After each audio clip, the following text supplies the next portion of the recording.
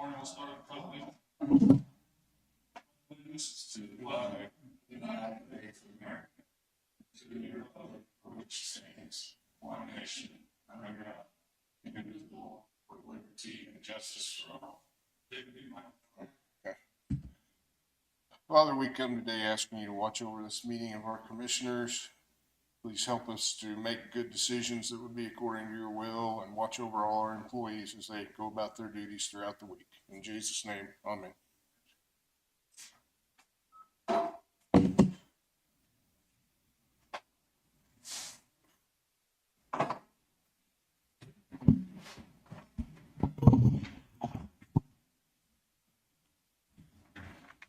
We got Jason on speaker here. He can hear us. He's joining us. Yep. I'll make a motion that we approve the meeting minutes from last week. I'll second it. Motion been moved, second, all in favor? Aye. I'll make a motion, we approve the claims in the amount of $499,562.16. I'll second that motion. Yeah. Motion been moved, second, all in favor? Aye. I do have some abatements today.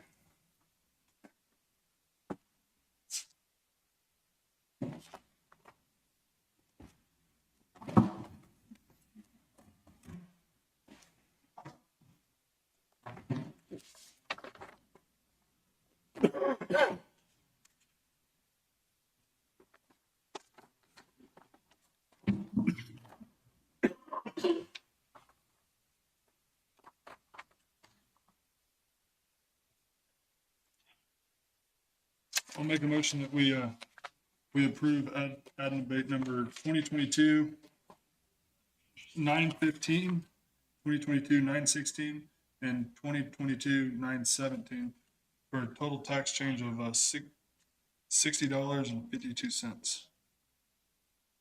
I'll second that motion. Motion been moved, second, all in favor?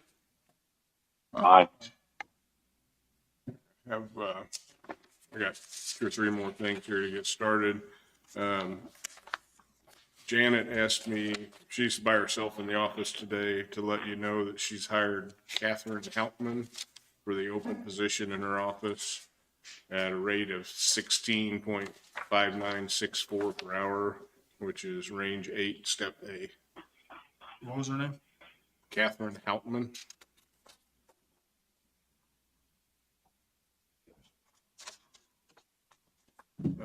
Also have the resolution for the offering of the bonds that was approved last week, and then they had to send us a new copy for signature. So I don't know, Gary, do they just need to sign it or make a motion? They've already approved it. Maybe a motion on the book to authorize the signature based on last week's approval. Make a motion to authorize the signature on resolution for the bonds for the judicial facility. I'll second. Any more discussion? All in favor? Nope. Aye. Aye. Okay, so I have that here, and let me find the spot for signature.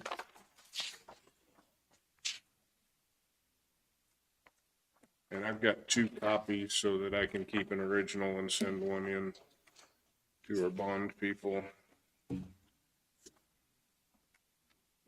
Looks like it's just, let me just move that. There's 1 copy.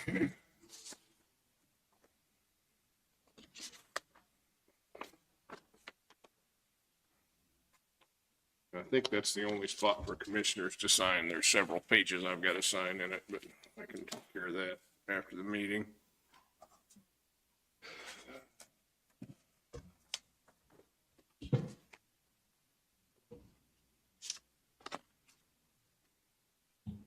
And actually, I think that's probably all I've got for you for now. Gary, you got anything right off the bat? Nope. Looks like we have an executive session scheduled. I guess it's not till 9:45. Galen, do you need to do this executive session before or after you speak? Or does it matter? Okay, if you want to come on up with us.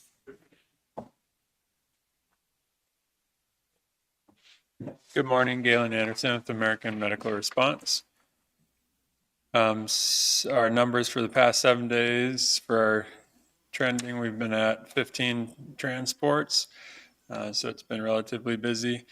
We finished out the month of June at 78 transports, which is quite a bit higher volume-wise than previous months, so we definitely got into a bit of a busy trend.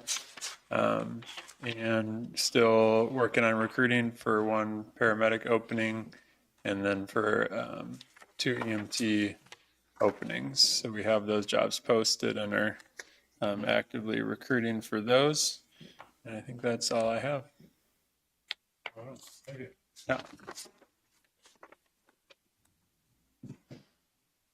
Randy?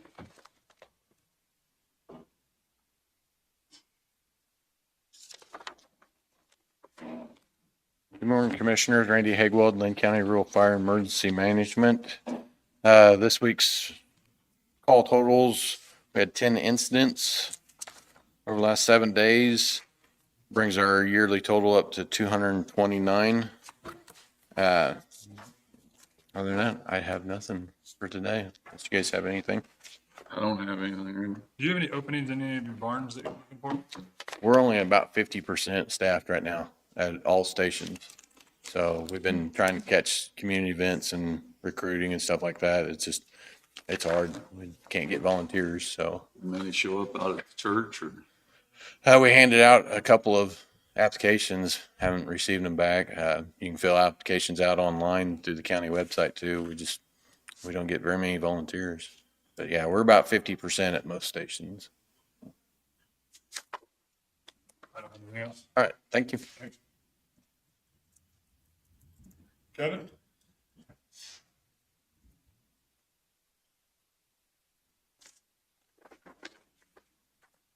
Morning, Commissioners. Kevin Friend, Linn County Sheriff. For our numbers, we currently have 55 inmates in. We had 16 releases this past week, so we had 71 in or in and out. 33 of those are farm-ins. We had a total of 91 911 calls, 2,645 jail contacts, 520 calls for service countywide. Served 12 civil service papers, done 6 VIN inspections, opened 11 new cases, closed 9, had 6 vehicle crashes, 195 bailiff contacts at the front door of the court. 28 of those were calls for services and 5 livestock out. And of course, today's the first day of the month for billing for us. So this morning we billed out $39,977.50 to Wyandotte County, $45,505.05 for U.S. Marshals, $40 to municipalities, for a total of $81,522.55 for the month of June. Brings our yearly total January to June to $453,223.35 for invoiced amounts. I think everything's collected right now, except June. We had a lag in April collections, and I think that all came in this past month because we had about 116,000 come in. But anyway, our yearly total's $453,223.35. So it's a good month, best month we've had this far as invoicing goes. So we're kind of proud of that because June's been a really rough month on us, but hopefully we'll get that recovered in July. We're looking for a couple of people in the jail. Had one just notify me the other day she was on maternity leave and she's not going to come back after maternity leave. She's going to stay home with the baby. So I got a couple of positions in the jail and we've been advertising for that. So we're hoping toward the end of this year, into November, December, we might do a job fair again. That was pretty successful last time, and it sounds like it could about be an emergency responders job fair to kind of get people on board, maybe with fire and AMR as well. So hopefully we'll be, planning to get to that stage and do that again. Try to bring in some people with that. So I saw your advertisements. Have you been getting a lot of people interested in it and putting apps or no? No, we're averaging, right now, probably one applicant, per week, is what we're getting. And that's not good. I mean, we need a pool, we need a pool to pick from, and it's just been really tough. Of course, we had one young man come to us from the STARS program, and we're really excited about that. He's doing great. He's just about done with his training in the jail, so he'll be going on the floor. You came from the STARS program, you said? Yeah, he came from STARS, and he's full-time, but he's going to actually go back and do, I think, 3 days a week this next semester in the STARS program. Not 3 full days, but like 3 3-hour days or something. And he was unsure if, he could make that work as a full-timer and then go back and finish up his trade school. And we kind of have worked with his hours and stuff on that, so he'd be able to achieve both projects, be a full-time employee and be able to take care of his trade school for his future. And so that's kind of exciting to be able to work with young folks like that and make things happen. Does that program, does it provide something that can kind of really kickstart them, as an entry level? Yeah, I would say so. It gives them knowledge. Is there any certificates or anything that come along with it that kind of help them? Well, at the end of their program, they're obtaining some college credits and stuff like that too. I don't think his life goal is to work in a jail. I think that's his starting point. He's really looking at maybe a career in probation and parole, something like that. But this is a great spot to get started and build a resume for some things like that, because you get a lot of one-on-ones with individuals that you would, well, quite frankly, be working with at some point in your career. So I'm really proud of him. He's really energetic, really passionate about what he's doing, and very eager to learn. Coming out of an educational program into the facility, that first week sitting down watching really History? kind of dreary videos and stuff like that, so, but it's education, and he was really willing to do that and tackled it all and got it done quick. So, yeah, we like that. So I think that program is going to benefit us, already is, honestly. So, yeah, hopefully that job fair, hopefully we can open something up there and make that as successful as it has been. The last one wasn't so successful, but maybe timing was wrong on it. So we're hoping maybe this one we can get some better success out of it. The first one was highly successful. Should we be using that, you got that road sign that Chris knows how to activate? I'm sure a bunch of people do, but I think Chris kind of handles it. Oh, yeah, I think that'd be one thing we'd put into play. Fires use that many times to try to cultivate some folks to apply for them and stuff. So, yeah, I think that'd be something we'd put into place and do some advertising. That first job fair we did, my staff drove flyers to every business in Linn County. Truly, every business in Linn County got flyers, and I think that helped because there were things hanging everywhere all over the county. And it wasn't just electronic advertising. We tend to do that a lot anymore with social media, and sometimes the old way works too. So I just want to tell you, one of your deputies, I saw him out kind of field training somebody that was in another position in the jail. And I don't know how you operate like that, but I think she's out there showing her job. Mm-hmm. And it was just really nice to see them out there in public, and they were teaching each other, and it was pretty cool. So I stopped them and asked them what they were doing. I'm like, why are you together? Yeah. She explained to me, so I thought it was pretty cool. Yeah, it's part of about every training program. We like to get them around to other divisions so they have understanding. I think that one that you probably seen, I heard about it, was a communications officer who was with a deputy, and they go out and spend a day. They go to all the schools. They learn the county. They go to every community, and if somebody comes to work for us and they're from the west side, they probably know the west side pretty well, but they may not know the east. So we try to get them in their unfamiliar territories. Yeah, that was pretty neat. Anything for me, Commissioner? Nope. Thank you, gentlemen. Thanks.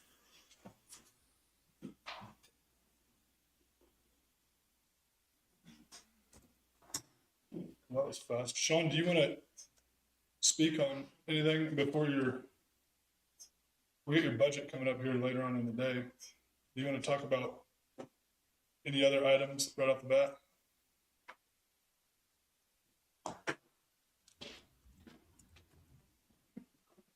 Morning, Sean West, Public Works Administrator.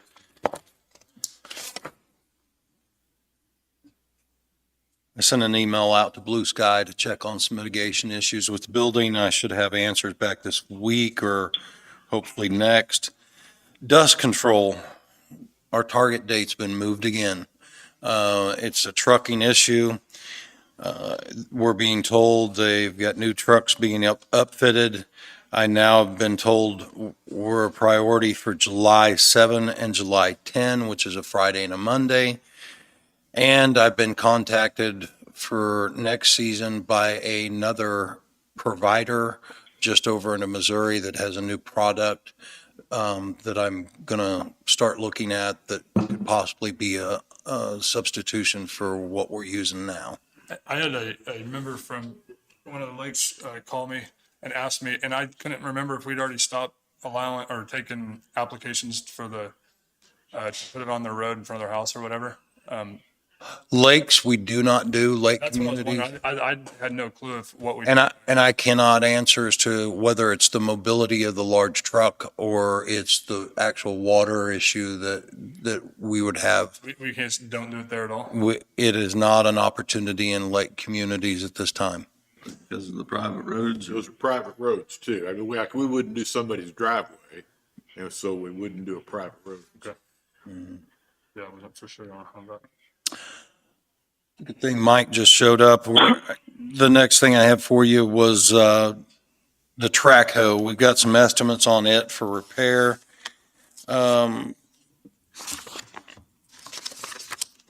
Looks like KSTK or CSTK is estimated a total of $36,535.64 for repairs. The first, they've cut that into portions. The first part of that is just over $11,000, and that's a pump assembly and hydraulics. But, and I can let Mike speak on it a little bit, the issue is repairing it is not going to fix the problem, or cleaning up the pump and putting a new pump in isn't going to fix the problem that's causing this issue. And the second estimate to do all of the work was another $24,594. I'll let him answer any questions. My recommendation to you, based on this bill or this estimate, I'm sorry, and the value of the machine that we place at between $40,000 and $70,000, is to allow me to circulate the machine into the replace and auction this piece of equipment off and replace it in the future when we're able to. At this point, I don't see this piece of machinery being worth this kind of money. How many track hoes do we have? Is that the only one we have in the county? What's wrong? Big Traco. It's the big one. What exactly is wrong with it? You said? One of the valves in one of the hydraulic motors for the crowd arm is stuck. So the minute you start this thing up, the crowd arm starts coming out. And Keeps you aware. Keeps you aware. Keeps the operator aware. yeah. Well, it's kind of hard to get loaded on a trailer when it's wanting to do its own thing. My mechanic looked into it, and he called them, and the tolerances are so small on that valve, because we was gonna pull it out, but he's like, I don't want to pull it out, because if I pull it out and destroy that sleeve in that pump, because then you're buying a pump anyway. So it was his recommendation to have it sent to them. Didn't we just do something to it here a few years ago out at the landfill? Or was that the 963? I thought we had some repairs on. The one we had repairs when they was in here busting up concrete. They had to have somebody come down because the solenoid or something was bad on the fuel system. But How often do we use it? How many hours a year do we put on it? is it worth buying one, or should we rent? Well, if we the have o- big projects, we rent from Foley, or, I mean, we got two. The brand new ones only, I coming. know we got 2 new ones coming. Well, Yeah. can we utilize them enough and do away with this one? Well, see, I don't know until I get them and see what they're actually capable of. We haven't Type got of the thing. one that was on the, I thought one of them was ready to. They was going to bring them both at the same time. Oh. They are fitting the forestry heads to them now. I talked to him last week. One was in the shop getting the forestry head fitted and all the controls. So hopefully they'll have the other one in there this week and maybe even get them this week, if not next week. So, but until I have them 2 new ones and see what they're actually, what would be losing is the lifting power and the reach. Because the big one, we got more reach and we can, Well, I mean, what would be a typical project you'd use that on all the time? well, we use it up there a lot to clean on our big bridges when they get piled in with brush and trees.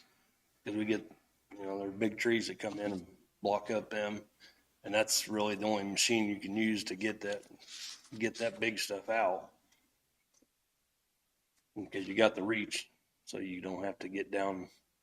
You don't have to wait till the water's down to where you can actually get down in there and do something. You can set up top and reach that stuff and get it yanked out of there. And I don't think this is something we need to address immediately, but I did want to let you know about it. But like I said, we've got time to get the new track hose in and look for other alternatives. But the one thing that I just, Mike and I think both agree on, this machine's not worth throwing that kind of money. We're not going to see return on investment for this old of a machine. So we need to look at our other options. Do you, I mean, What, Go ahead. James was trying to say something. Go ahead. what is one gonna cost new or used or Used, to replace this one? I can't answer that because I haven't looked at that size of machine as in replacement. How old is this one? How many hours on it? I think there's 4,000 or close to 4,000 hours on it. And when we were looking at, that's since January 22. since January, we've used it 165 hours since January of 22. So a year and a Yeah. half. Yeah. I mean, I don't get a lot of hours, but I mean, if your little machines, or your littler machines couldn't do the duty, I mean, would it be beneficial to put all the projects in a bundle and rent something, or no? I I mean, that's a good possibility. I mean, I wouldn't want to, let's have we say we're going to do that enough? until we get these new ones and see what we're capable of doing with them. Why don't we wait till we get the new ones and see where we're at and But I mean, put it on hold? that's, I like that. I agree. But, and thanks for going out there yesterday and moving those logs. oh yeah, we found about 2 or 3 more. I mean, he said he did, so I called Sean and said, can I get your number? And, there's some massive trees out on, beyond Boy Court that were down, so thanks for I doing ended up having to go all the way around because I coming up through there and running into 2 more. We couldn't get through, so I had to go all the way around. He said, I couldn't get over on the side by side, and I said, they must be big trees then. The one was huge. Wind blow them over? Wind blow them over? So thanks for doing that on a Sunday. I know that was, Anything else? all right. Thanks.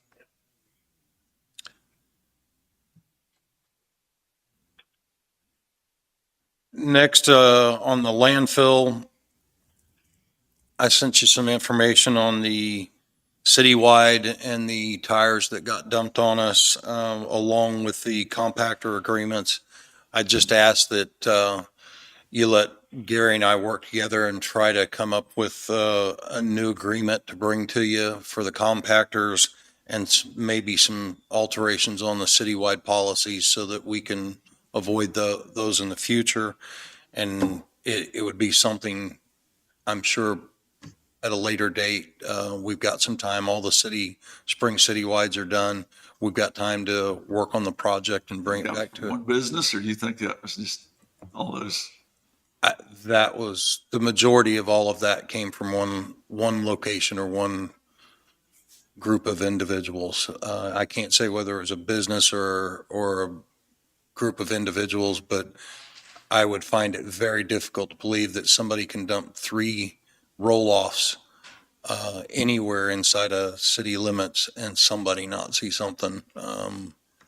But at this point, we've had to clean up the mess and the damage is done. I just want to avoid it doing away with a good program that helps our cities and our county out. Have we had any feedback from the municipalities since we've had that meeting here? Because we asked them to send you guys over the pros and cons and how they ran their operation. Have you got any feedback from anybody on that? I would have to check with Jessica before I made a comment because she's normally a point of contact for the cities for the emails. So let me get back to you on that. Tucker Road, talking with Todd and Jake. I sent you a map with some pins on it. The far south pin is going to be north of the last residence before the curve. His issue is he went out there to do some patching and repair and put some material down. He did, and it immediately sloughed off. So the road underneath it is not stable enough to repair. It's just going to push out from underneath any new material that we put on it. His recommendation is to come back south to just north of that last residence and turn that road to gravel. It goes to gravel after the curve to the north of there. He's just wanting to shorten the blacktop up and turn it to gravel a little sooner. It is on a straight shot, so there'd be plenty of notification and signage could go with it. I don't see any issues, but before we start doing away with paved miles, I was going to let you know and get your input on it. How far is that? Roughly half mile or? Roughly. And the cost to redo the underlayment and try to fix what's sloughing off underneath it is just for that half mile when it goes to gravel anyway around the curve. I just can't see spending what we're going to have to spend on something to fight it. So I took his recommendation to go ahead and put it back to gravel. And this would be when feasible. It's not something we're asking to do overnight, but We have to tear that asphalt up and haul it off or what? it'll have to be taken out. I don't know whether he'll try to mill it or pull it. I'd have to let him speak on that, and he'll be here on Wednesday. Tanks in Pleasanton were permitted or should be permitted this week. After they're permitted, we have to fill them and then let Hoydale check them before they're certified. But we are finally, after almost a year, getting close to getting those projects done. Cost shares, we're up to $22,775.95 out of $35,000 that we've budgeted for that this year. So we've had a couple large jumps in that and should be closing that out in the next couple of months. I'd imagine we're going to be able to finish out that project and spend that budget. The caretaker house, Mr. Johnson and I spoke about this, and it does make sense to me. I was unaware that it could be a modular or double wide type building that was put over stem walls or a walkout basement at that location. It could be feasible that someone would want to pull that building out of there or pay to move that building. And if that's something we want to look at, if they would recoup the ground or give some consideration. Trade-off type thing? Yes. Move it and clean it up for us and we wouldn't have been, it was brought to my attention that it was a modular house coming in 2 pieces. I didn't know that, but it's. Does it have a 2-car garage on it, doesn't it? Or- That's in the walkout, yes. And I believe it's only a 1-car. It may have been at one time 2-car, but the front's been blocked off and turned into a Put a walk-in. bid out to see if anybody was interested. Yeah, I think we put out a request for proposals, explain what we're interested in and see if anybody's interested.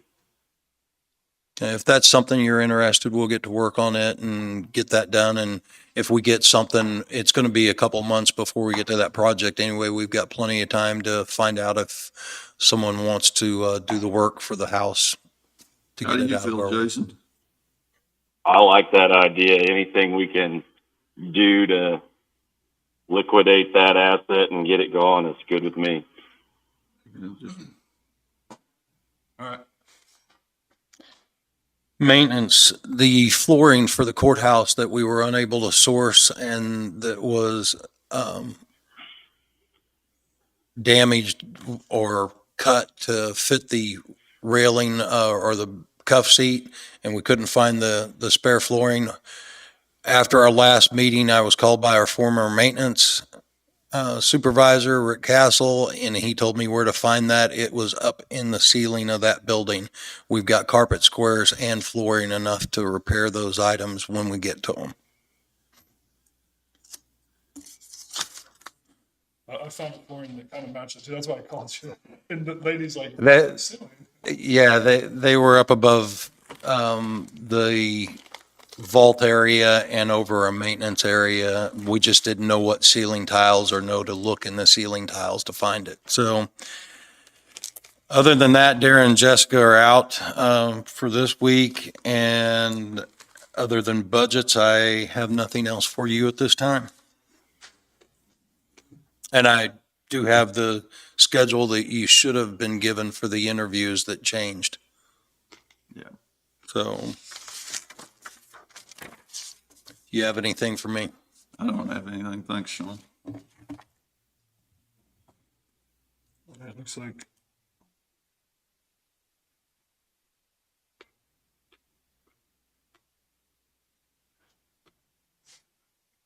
Galen, looks like we have you on here for an executive session for trade secrets. How long do you need for that?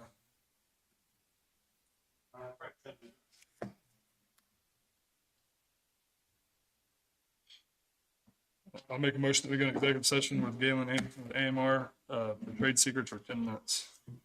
I'll second. Motion and second, all in favor? Aye. Aye.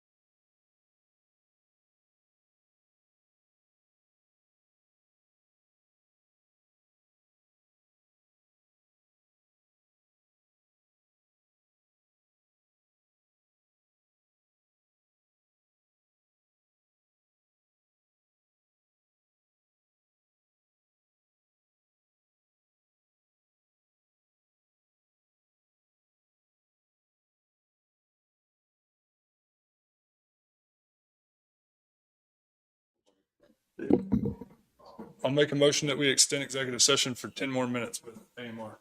I'll second it. Motion moved and second, all in favor? Aye.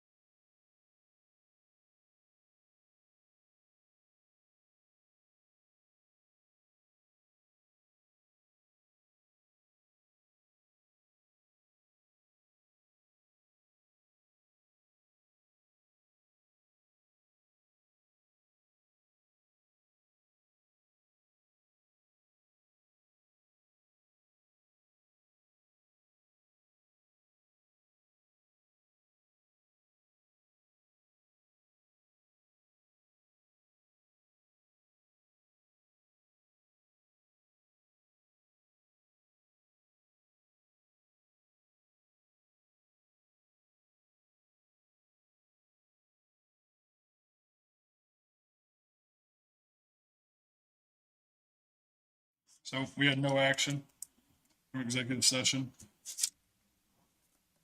We've already, all our department heads want to go, right? Unless, Chris, you want to come up and talk, or you want to see it during your budget? You don't, you have anything to share with us just beyond your budget? Okay. How long will that take? Should we let public comment go first? All right, at this time, we're opening up for public comment. So if anybody has anything to say, come on up, tell us your name and what you want to say. Huh?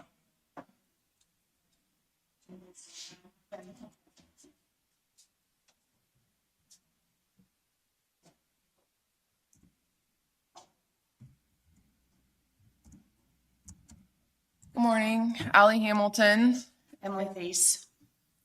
And we're here just to kind of address the solar farm provisions that you guys will be voting on Wednesday. Okay, so I've gone over the contract that I've seen that the land area around our homes are actually, they've signed a lease. I know that you guys have not approved the provisions, I guess, if I'm understanding it correctly. No, we haven't.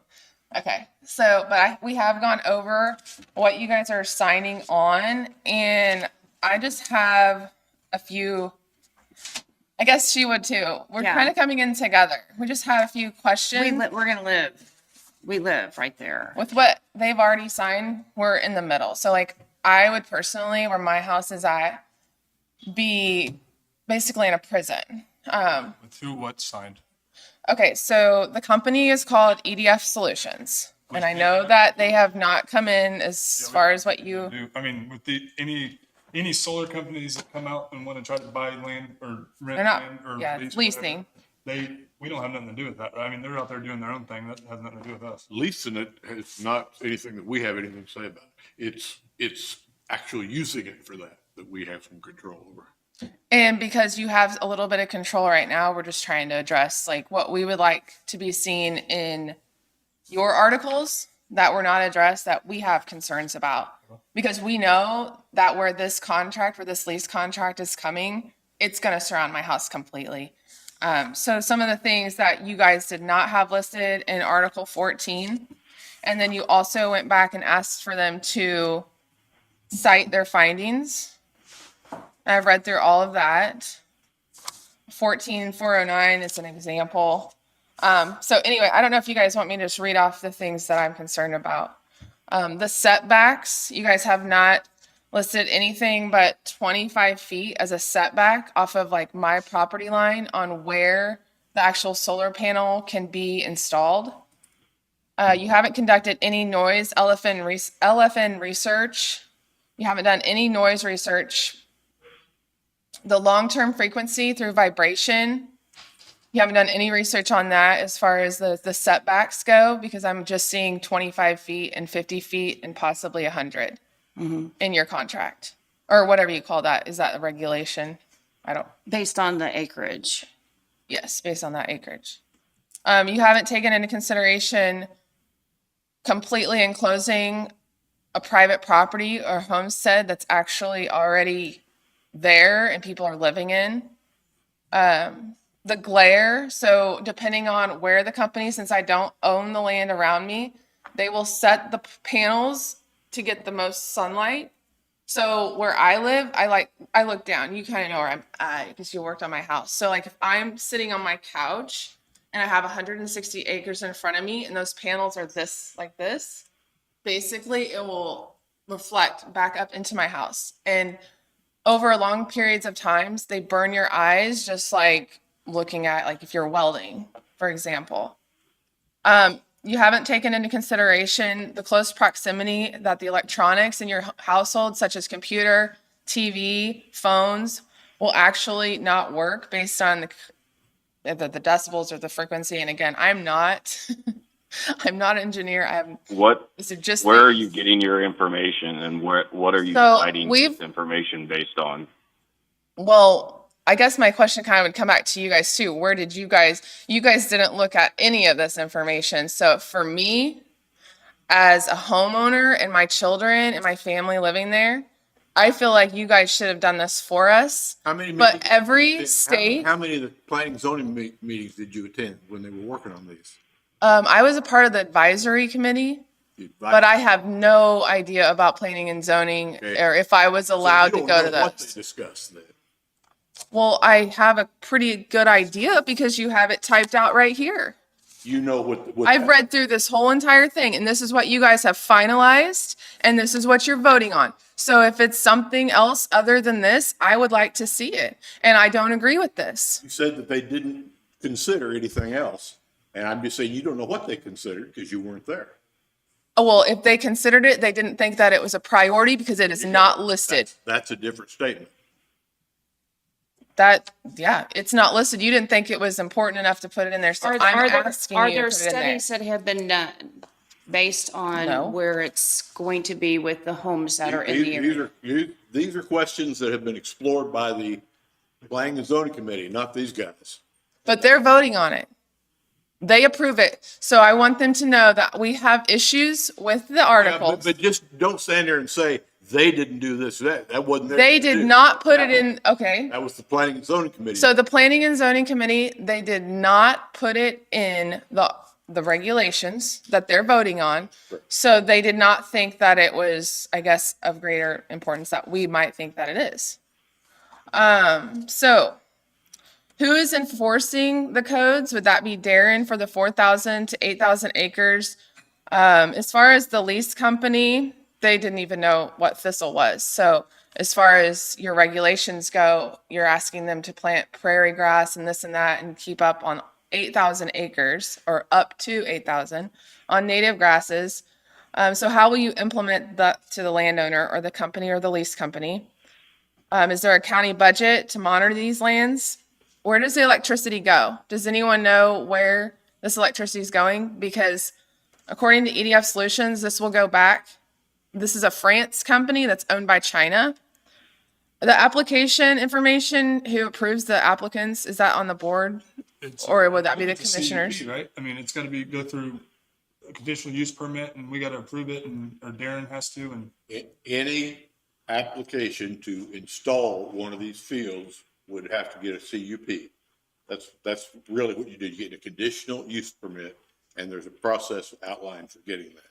And the process would come back here for the commissioners to approve? Ultimately, the commissioners would have to approve each one.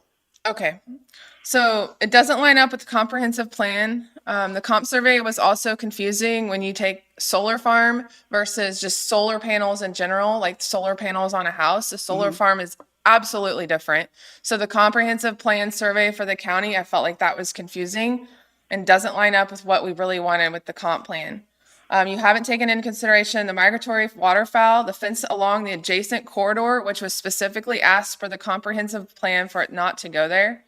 No health studies have been conducted. The wildlife, federal, state, they haven't been contacted. The fencing would be 16 feet high with barbed wire fence.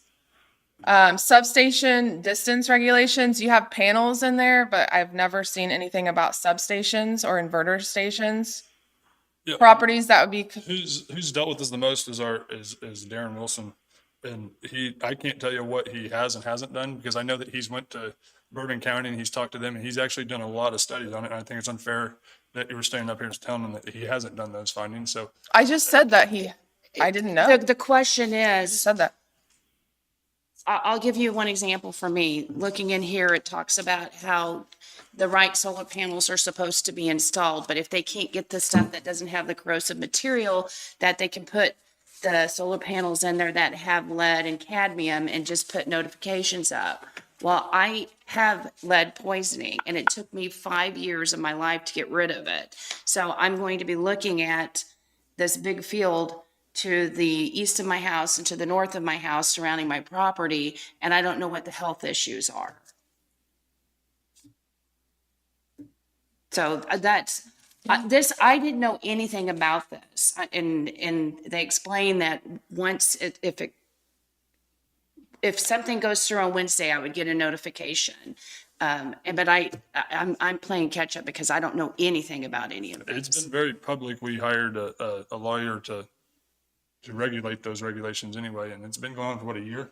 I mean, and there's been all kinds of public meetings and a lot of them. And I think the last one was at Prairie View, I believe. It was I think there was a lot of people there. I wish the community would be involved. That's where that comes from. I mean, I would have been involved from the very beginning if I would have known.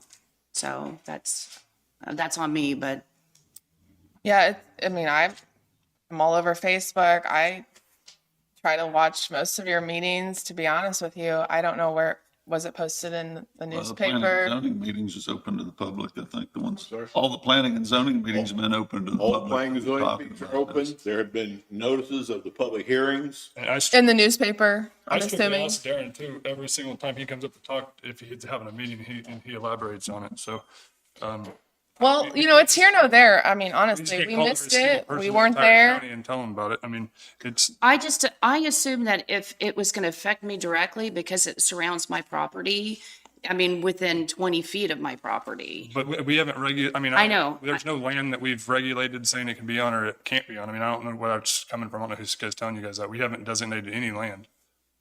Well, the companies have gone out But and that's not us. I mean, I'm not saying it is, but if you guys don't have certain things that we're requesting to have put in the revisions, that's what we're asking, and it's for you to look into it a little bit more on some of these revisions.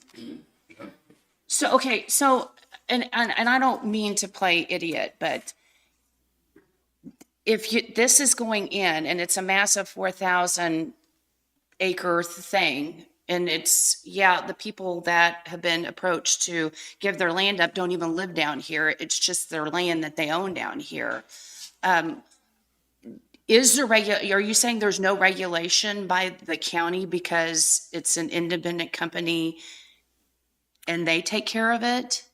we don't, as of right now, David, do we have a moratorium against everything, right? Until we come up with regulations? I believe until the regulations are approved, that We we haven't can go approved any in. regulations. I understand that, but when I talked to Darren last week, he said it, and I will quote him. I know he's not here, but he said it's a done deal. Well, I mean, And I know it's not a done deal until you sign it, but you guys do have a meeting on Wednesday. And that is the time that I thought, according to Darren, you guys will sign that because you guys have gone over and asked for them to come up with the findings on the articles that you specifically requested. And then if you go into that meeting, it becomes, I guess, your regulations are put into place.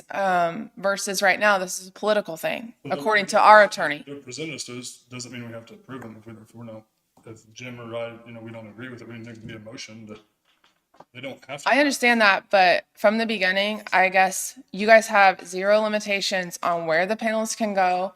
You don't We know, have an entire limitation on everything. 25 feet with no studies. But we have a moratorium against it. We can't do anything right now. But as of Wednesday, they could if you approve with what you have right here. And But we haven't though. And that's why, and I'd let you know that the meeting's on Wednesday, so I don't know. So explain for me, what's the process? So Wednesday, you will, We sent or we weren't okay with what they wanted to do. They've presented it to us. We sent it back, and asked them to find more findings, and that's what they did. They did the duty, and I haven't seen anything. I haven't went over anything. They're gonna present it to us, their findings, and then if we agree with it, we agree with it. If we don't, they'll present it on Wednesday? And go ahead, Jason. And on this, there was public hearings. That was the time for your public comments and things that way. And that's all set up by statute and everything that way. Darren, we can phone him in on this meeting if you want to today to address anything from this standpoint. But, Allie, you're a little late to the party as usual. as usual, what do you mean by that? As usual? We can call, Darren had messaged me. I'm gonna go ahead and call him. And we can kind of. I'm sorry. I'm just really confused by that comment, Jason. Hey, this is just public, and we don't have to speak back. We'll just keep it civil. Yeah, that's fine. But you know what? It's inappropriate. Come on. Hey, Darren, we got you on speakerphone here, and Allie's, what was your name, Miss? Emily. Emily. Emily, sorry. They're up here at the the podium and we're in public comment, so they were asking they had a few concerns. I think you're listening, so. So I don't know if there's anything that you want to address specifically. Or what? So the setbacks that she's talking about on 20 feet are not for industrial, is not for industrial. The setbacks are, I think, 100 feet or 150 feet as they were written. And as far as everything that she's asking for, there has to be a study done when they apply for the conditional use permit. I mean, that's not something that we do. When they apply for a conditional use permit, there's a study done by the expense of the company that we hire an engineer to come in and we'll do all that study on soil types, positioning, everything. But that's not something that we do before they apply for the conditional use permit, because that isn't something the county's just going to go out and pay for because somebody's talking about putting a solar farm in. Until they're serious and they present a conditional use permit to us is when all those studies will be done, and it's written right in the regulations. Can I ask a question? If you give them a conditional use permit, they do these studies and it comes back and it is not deemed conducive to the area, if that permit has been issued, can it be revoked? All those things will be taken into consideration by the Planning and Zoning Commission before they vote on it. Before they get their conditional use permit.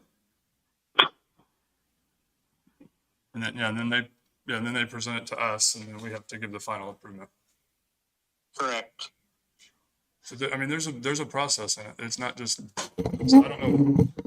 I'm just here to find out what that process is. I don't know how they're signing contracts. They must have a lot of money to waste. Mm-hmm. I don't know. I don't know what it has. And as far as the companies out there talking to landowners, we have no control over that.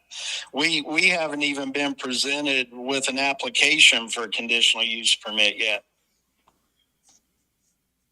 So when you're saying that on the conditional use permit, the application, do we have the application, what that looks like? You probably have a form that has to be filled out, don't you, Darren? Yes. And what article number was it that he was talking about? Does he know which one it was whenever,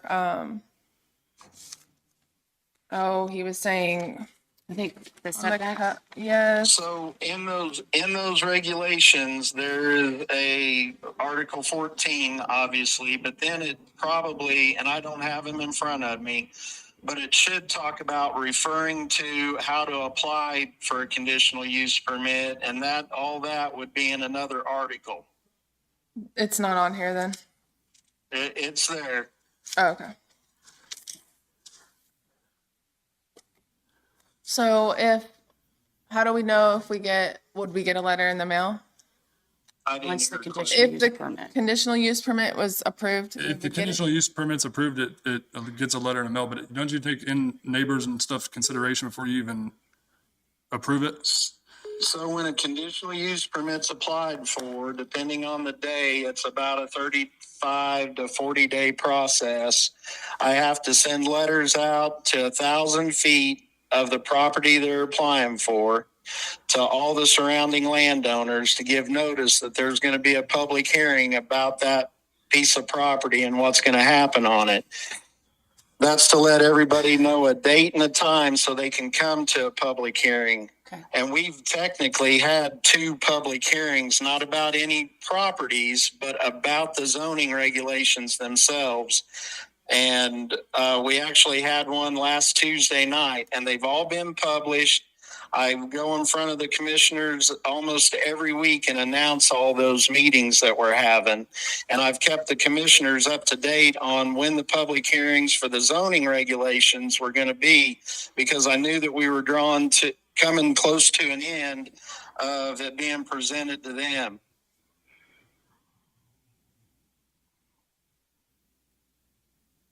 So Go ahead. 14-7 buffer plan. And it starts then 14-701, and that's where it starts talking about setbacks on commercial solar farms.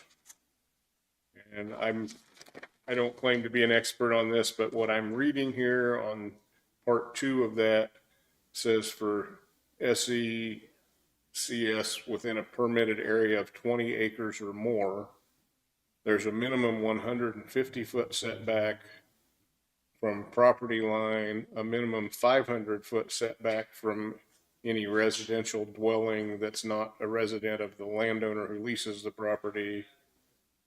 And then it says a 2,500-foot setback from the property line of any commercial or utility permitted by conditional use permit. I'm not sure what that one means, but the way I'm reading that, it would be a minimum 150 from your property line. And if your house is closer, it would be a minimum 500 from the house. So if there's a electrical line 2,500 feet away from that.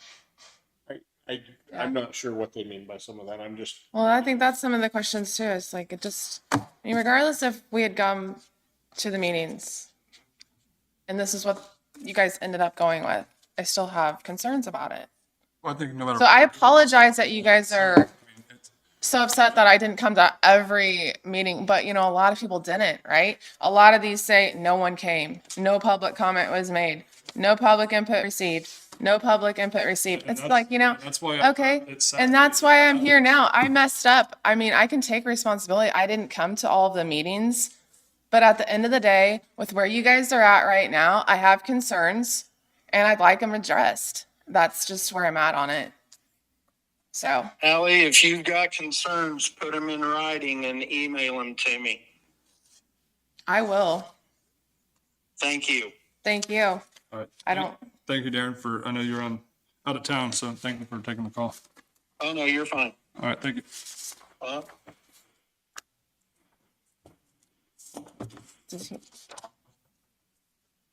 And don't get me wrong, you guys are more than welcome to anytime you want to talk about that. Public comment, you can say whatever you want. It doesn't, Yeah, that's why we're here. I mean, you did tell me to come in. I wish everybody would do that so that there wouldn't be this type of stuff. I mean, everybody. Yeah, I It's kind agree. of like the, yeah, I mean, nothing comes to fruition until there's the end date and then we're. Yeah, I'm not upset that I came in. I have an issue with it. I have an issue with what the provisions look like for the voting on Wednesday. If you guys aren't open to change it, that's another story. I'm pretty So, open-minded and I don't have anything in my head about anything until they present to me tomorrow, or on Wednesday, so. Yeah. So is that open meeting or closed? I don't, you have to ask David. I think it's a special meeting. I don't think we can talk about anything else. I don't know. I'm not going to tell you because I don't know exactly, but David will be able to tell you more about that, so. Okay. And we can wait for him to get back in, so. So my understanding, worst case scenario, you issue the conditional use permit. That's based on my opinion. But you issue it, we still have room to speak. Yeah, it's a public hearing. Yeah, you come in and yeah. Okay. But the planning and zoning board will issue the conditional use permit, bring it to us, and then we'll vote whether to accept it or not. Okay. So they do all the study work and whatnot, and they bring it to us and, so we'd be in contact with them before. yeah, or Darren, yeah, whoever. I mean, there's a bunch of them, so. Okay. David, Wednesday at that meeting, since it's considered a special meeting, how does that, can that be open to speakers or, I mean, how's that? Or just even listen to the information. I think that's just going to be a choice you guys have to make probably, because we're limited to the topics we put in the special meeting notice, which is the zoning and subdivision regulations and budgets. I'm not aware of anything that prohibit you from having some public comment, but I think there's also nothing that requires it because it's not a hearing. And I think we're going to wait probably until about 10 to start that part of the meeting because it sounded like Mr. Kalk would be available at 10 easier than he would at 9. So I think we're going to try to hit some budgets first. And Kalp is the lawyer that we had hired, the firm, whatever, to do all this. And he actually went around, I saw him in the truck with Darren and he assessed the county in person. So, I mean, I feel like the duty's been done. They've did their findings. Of course, not everybody's gonna be happy. I get that, but as of right now, there's nothing set in place. So, but I get you guys' concerns. I mean, that's. I'm sorry.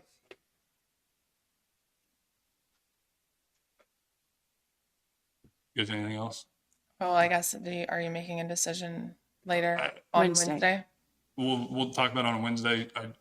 As long as I think, as long as everybody's not at each other's throat and it's civil, we might be open to it. I mean, that if Jim and Jason are, I mean, and everybody else. So as long as we can keep it civil, I think it'd be okay. But we'll make that call on Wednesday. Don't you think, Jim? Yeah. Okay. So you'll make the call, like you would call us? What does that mean? We'll just. Is it, I mean, it's not public right We now. don't have to. The meeting's open. You can come. Oh. You can come. Oh, I was confused. No, it's an open meeting. It's just a special one. As all three of us are together, it has to be open. So It's still a public meeting. It's not it's not a public hearing. It's a public hearing is where they have to let people talk. In a public meeting, you don't necessarily have to. It's just open to the public. To hear the information. Okay. be sure to drink your coffee and be in a good mood. Thank you guys for coming in. Is there any other public comment? All right. Your juvenile detention. Juvenile budget's the detention. Next thing you have listed.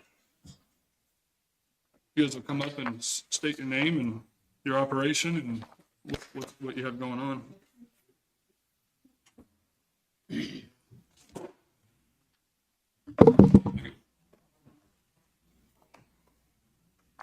My name is Michael Walden, Executive Director with the Southeast Kansas Juvenile Detention Center.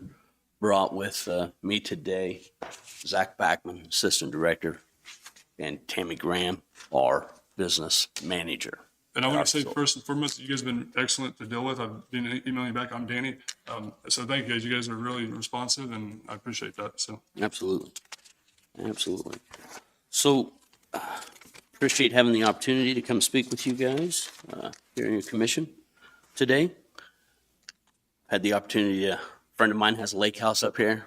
Beautiful country up here. So you guys take good care of it. So Commissioner McCullough had asked about some history and some things of that nature about our facility.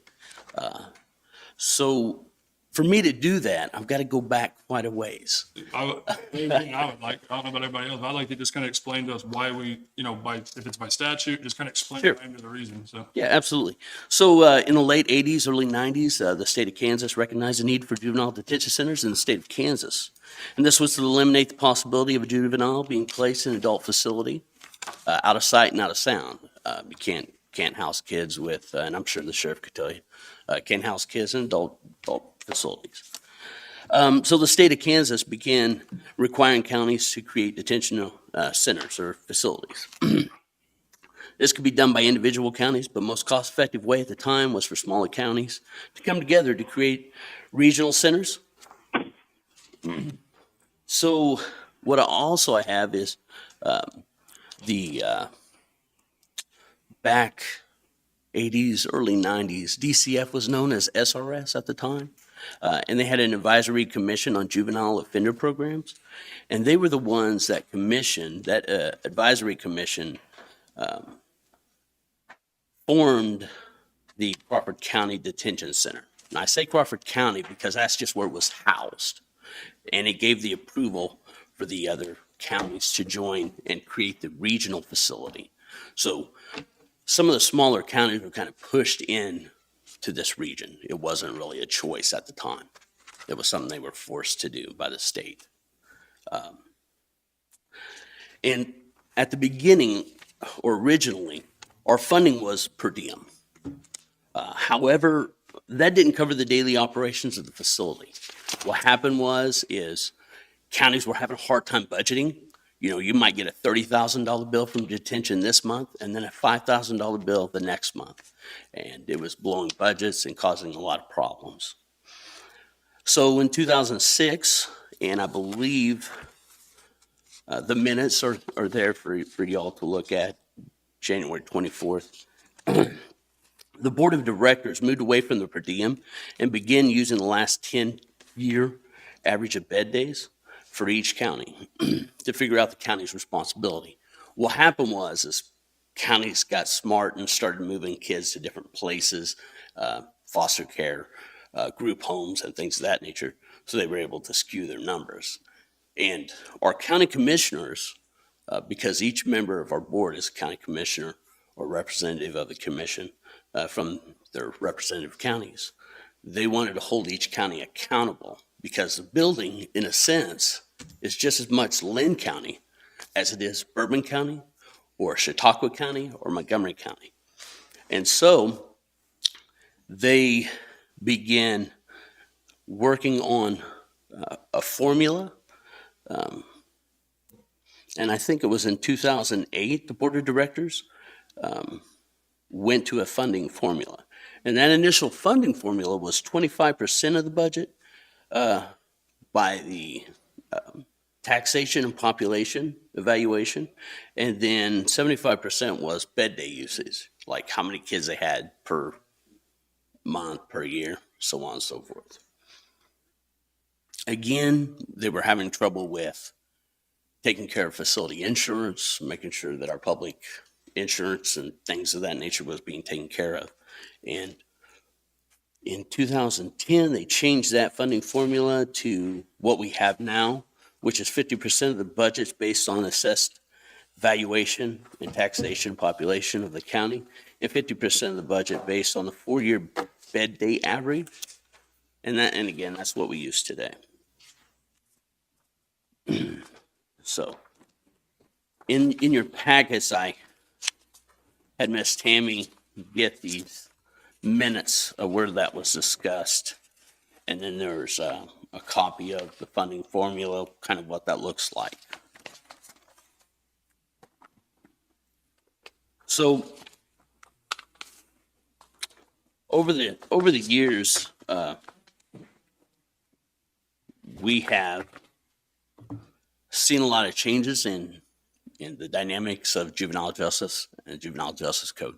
So for the last 5 years, Senate Bill 365 or 367 has made it more difficult for kids to come to detention. So that's why we see a little lower number. So 5 years ago, the former director, John Kemp, myself, we made a decision to cut staff. So we had a reduction in staff. We closed our kitchen. When we did that, we were able to save our counties a little over $100,000 a year. So what we did at that point, because we've already had the approval for those budgets, is we put that money into CDs. And so our budget that we have now is actually lower than what we're required, what we actually need to run. However, we're drawing off of those cash accounts. That way we can keep that monthly rate for our counties as low as we can.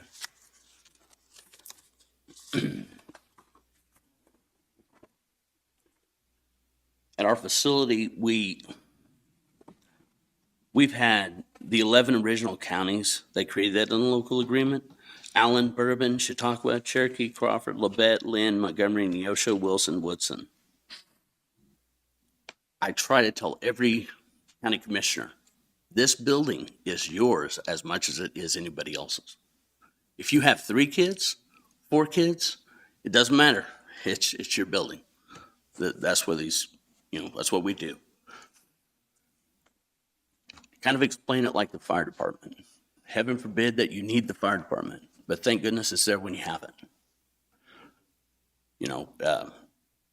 2 kids do something heinous in your community, and they're locked up for a year because they want to have a court, they've got trial. You're paying per diem. You got 1 kid, 365 days, you're looking at $54,000 already. 2 kids, that's that's over 100,000. So, the per diem is good, but it doesn't always guarantee you the best outlook, so to speak. What if a county doesn't have a contract with you? What do they do with their juveniles? Do you guys take them in if you guys have bed space? We don't have to, no. We can refuse them. We don't have to. As a matter of fact, one of the counties, I think it was Southwest Detention, they had a county leave their interlocal, and they specifically raised the per diem for that county 4 times the amount. So if they want a kid in that, now it costs them like $600 a day.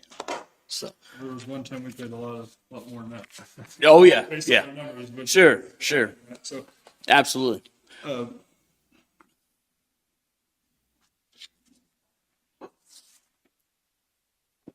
and this equation is the only way you guys do it? I mean, It is the only way that we've done it for the last, since 2010.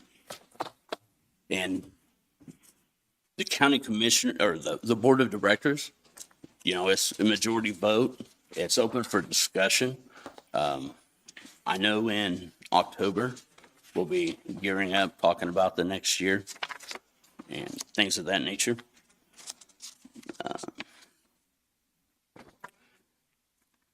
What is the occupancy of your facility? We are licensed for 25 juveniles with an exception of 3, so we can actually hold 28. And at what rate are you full? Right now, our average is about 8. Since the Senate bill, I'm sorry, Commissioner. I was just going to mention that since the change of the Justice Code 5 years ago, we've seen a drastic decrease in kids. So our average before then was 16. So would you guys be, and I'm just talking to me, I'm not talking for either one of them, would you guys be in negotiation for a per bed use as needed instead of what we're paying now? I think that would have to be, I wouldn't be able to make that decision. That would be a board of director decision, and we would have to talk to them. So, and you know the law better than I do. What would happen if we didn't agree to this and your board didn't agree to it? What, we get kicked out?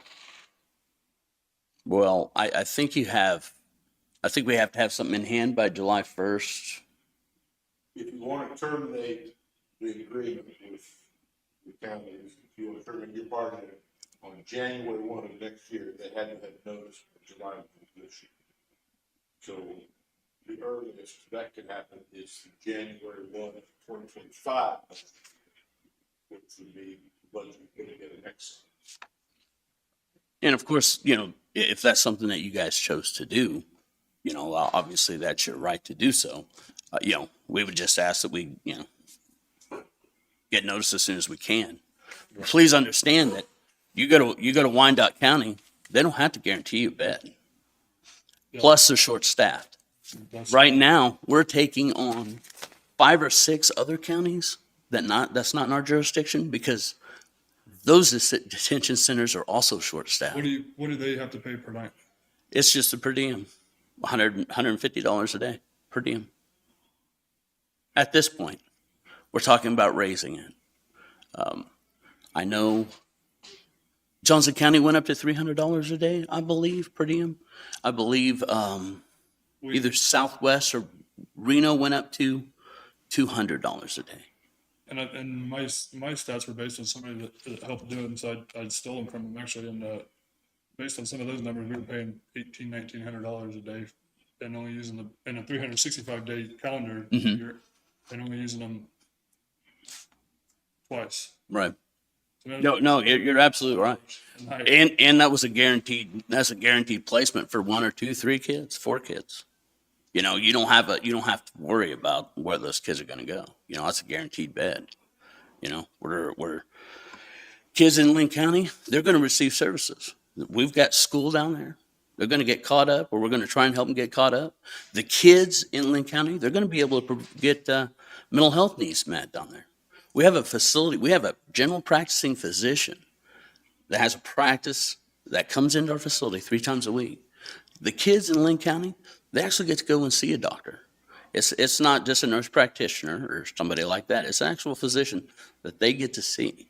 We take really good care of all the kids that come into our building, whether they're in Linn County or Bourbon or Cherokee. We want them all to be taken care of, and we want them to leave in a better situation than when we got them. For 31,000, I would hope so. Yep. I'll just give you. No. You know, I think if, you know, the representation of the last 5 years really isn't a fair adjustment with, I think there was a lot of things going on during COVID. I think a lot of facilities seen a decrease in inmates during that time as well.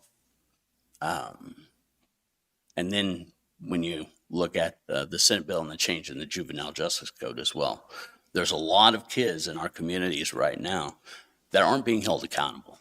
And that's really something that needs to be looked at. I was just in Topeka on the 15th of June. They have passed a new bill, and it's 2021. This is going to potentially increase the amount of kids coming into detention. It's going to provide an access point for kids being on probation to be detained in detention for parole violations. So even if a kid might not be a felony offender into the sense that they're in detention waiting for court, they violate the probation, they're going to spend the weekend in jail. They do it the second time, it's 48 hours. They do it the third time, it's 15 days. So I'm not sure what your caseload is on probation for juveniles or anything like that. I think that'd be a question for. They're kids and we'll give them a chance type person. No, yeah, I mean, absolutely. that's just me, but. No, absolutely. I just want the commission to be aware that there is a law and it started July 1st of this year. So. I just think that our numbers that that were in front of us are, if we made that over in this jail, we would be a really popping county. We'd be making a lot of money. And it looks like this has been going on since 2007 or whatever. That's a lot of money, $321,000, and we've only used it 171 times. So that's whatever you divide that out, $20,000 a night. And I'm not blaming you by any means. It's just I feel like that we, as a commission, haven't done our duty, and so that's why I'm not trying to attack. No, sir, no. Actually, you know, bringing that up, I think it's also important to note that the last county commissioner we had from Linn County, present physically in our building, was Vicki Leonard in 2011. And we had our sheriff, he represented me one time down there. And I do sit on that board, and I talked about that, and I do take responsibility for not being there. I got a few of them I sit on, so. And Kevin, he was a proxy for me one time, and from my understanding, it was a pretty good meeting with him. And I feel like that if anybody should be involved in that meeting, the sheriff, he has more, you know, knowledge than I'd ever think about with it. So, I mean, hopefully that helped you guys out too. So, so I appreciate him doing that. So he actually stepped in for me and did that. So. Are you doing any cost-cutting measures that is going to affect us going forward due to your lower occupancy that you're seeing right now? Sir, the largest cost cutting that we had done is by eliminating our 5 staff members and closing our kitchen. We're running at the bare minimum of what we can do. We have to have so many kids within the building, staff members within the building to meet that requirement for detention. So who provides your food then? We actually get that from our county jail, Catty Corner. So Crawford County was the one that provides it for us. Is it T-bone steak? No, sir. No, sir. No, it is not.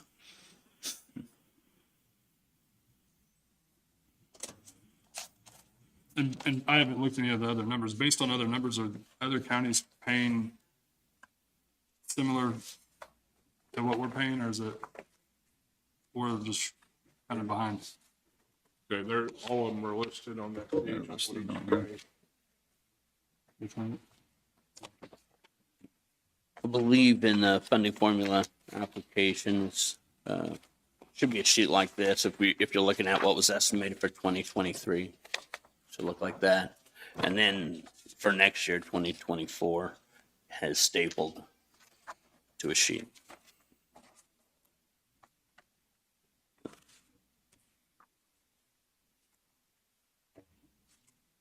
We pay this monthly, right? Just.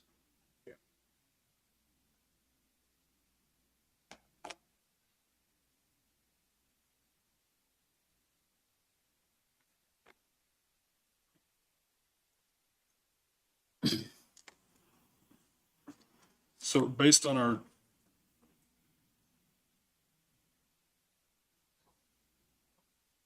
hold on, I'm trying to figure out. Monthly, it says 373.97. What's that? The base rate is what we would be paying every month typically, I think.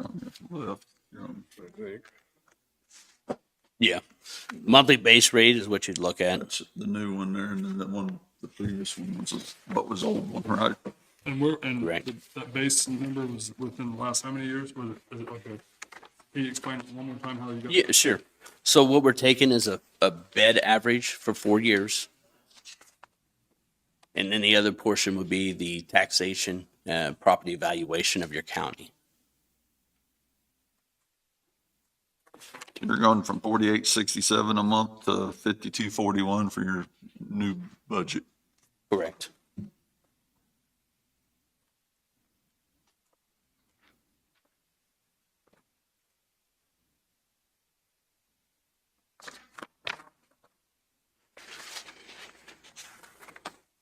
Looks like the percentage of bed days was increased, as well as your taxation, assessed value and population had increased as well.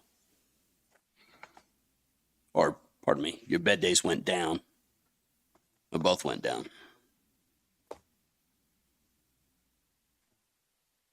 They both went down, but we're paying more? Or what'd you say? Is that right, Miss Sam?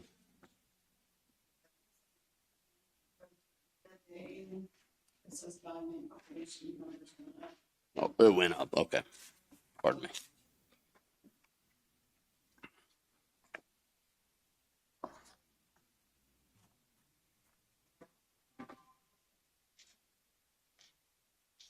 So do you pay Bourbon County or Crawford County, I mean, a lump sum to provide the milling, or how do you guys do that?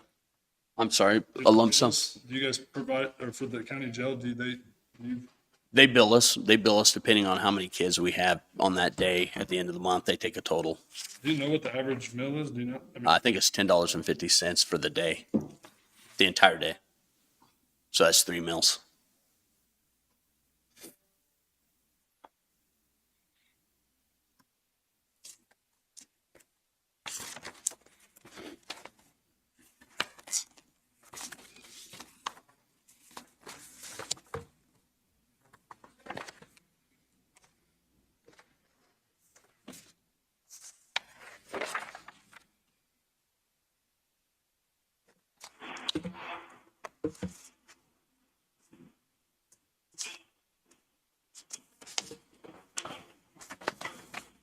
So the other counties that are paying on a per night basis, they're not paying into another facility like we are, or what is? Yes, they are, sir. They are. They're paying into another facility, and those Yes. are just overflow? The other facilities are short-staffed. There's such a shortage in the state right now. Our facility is about the only one that is fully staffed.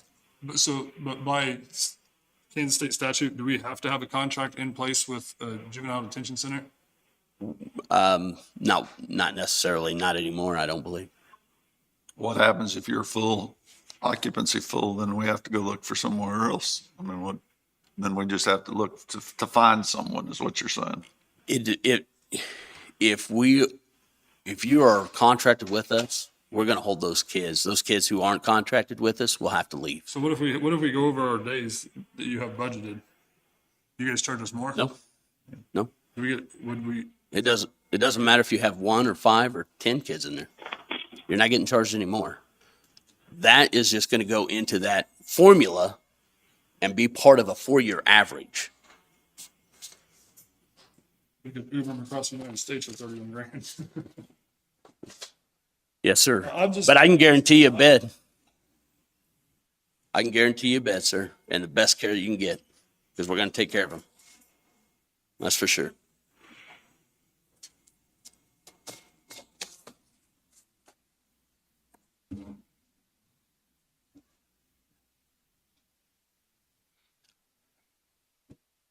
Sounds as if we can do nothing till July for following year, right, Gary? We're tied up for 20. Right. You may be able to differ with them about the amount that you're tied in next year. Your contract says it's done based on a formula, so not much else. But, if you want to change anything in the future, July 1 of next year is your deadline. And if the, hypothetically, if the contract's broken, what's the repercussions? Do you guys know? What do you mean? You're the only thing that I would know, sir, is that you'd have to try and get a bed someplace. And I don't know that. Retaliate by raising their per diem. As he threatened there earlier. No, sir. I wasn't threatening. No, I was explaining. No, sir. I was explaining what happened with another county. That isn't what I don't know what the board of directors would do. That's not me decision. And I'm not doing. No. I'm asking. I ask the No. students sometimes. No, I don't think so. I don't think so at all. I think this is important, and I think Linn County definitely needs to be involved. And if we can get some people down at the board meeting, that would be wonderful. I think for your voice to be heard with that board, you have to be there. Y'all probably put me in a jail cell. Negative, sir. Negative. But I still think we get to $31,000 a day per diem if we did break the contract. I'm just being difficult with you.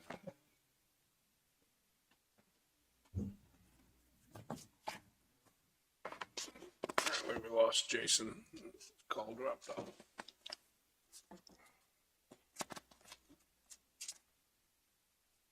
I mean, are any of these other counties questioning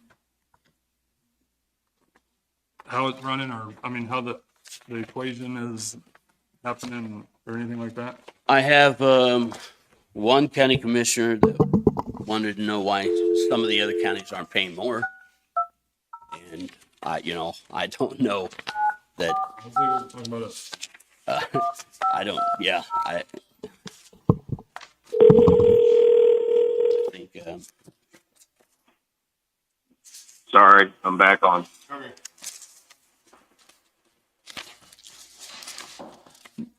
but there was definitely, has been a lot of decisions that have been made over the years on this per diem versus funding formula. And I think the best way to, and I have no problem going back and expressing your concerns with the board, but having you there. This would be scary for me. No, sir. No. I don't think so. I think you'll handle yourself just fine. I have a sense of humor, so I'll just. No, I got you. I picked up on that. But There's a lot of truth behind it. Well, I mean, while you're here, do you want to? Does anybody got any questions? Got any questions? Jim? I don't have any. I don't have any more. Would you guys be willing to try to help with this total cost before we approve budget this year, or are you guys kind of stuck with it? Is that what we have to do? it's already been approved. It was approved in April. The board of directors approve that in April every year. That way they can send that out to their constituents and have plenty of time for their budget meetings and things of that nature.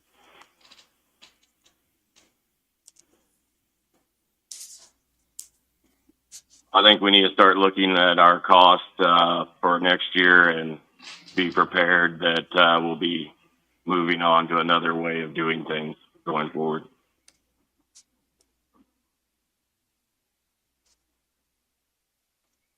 And definitely think we gotta figure it out. It's, and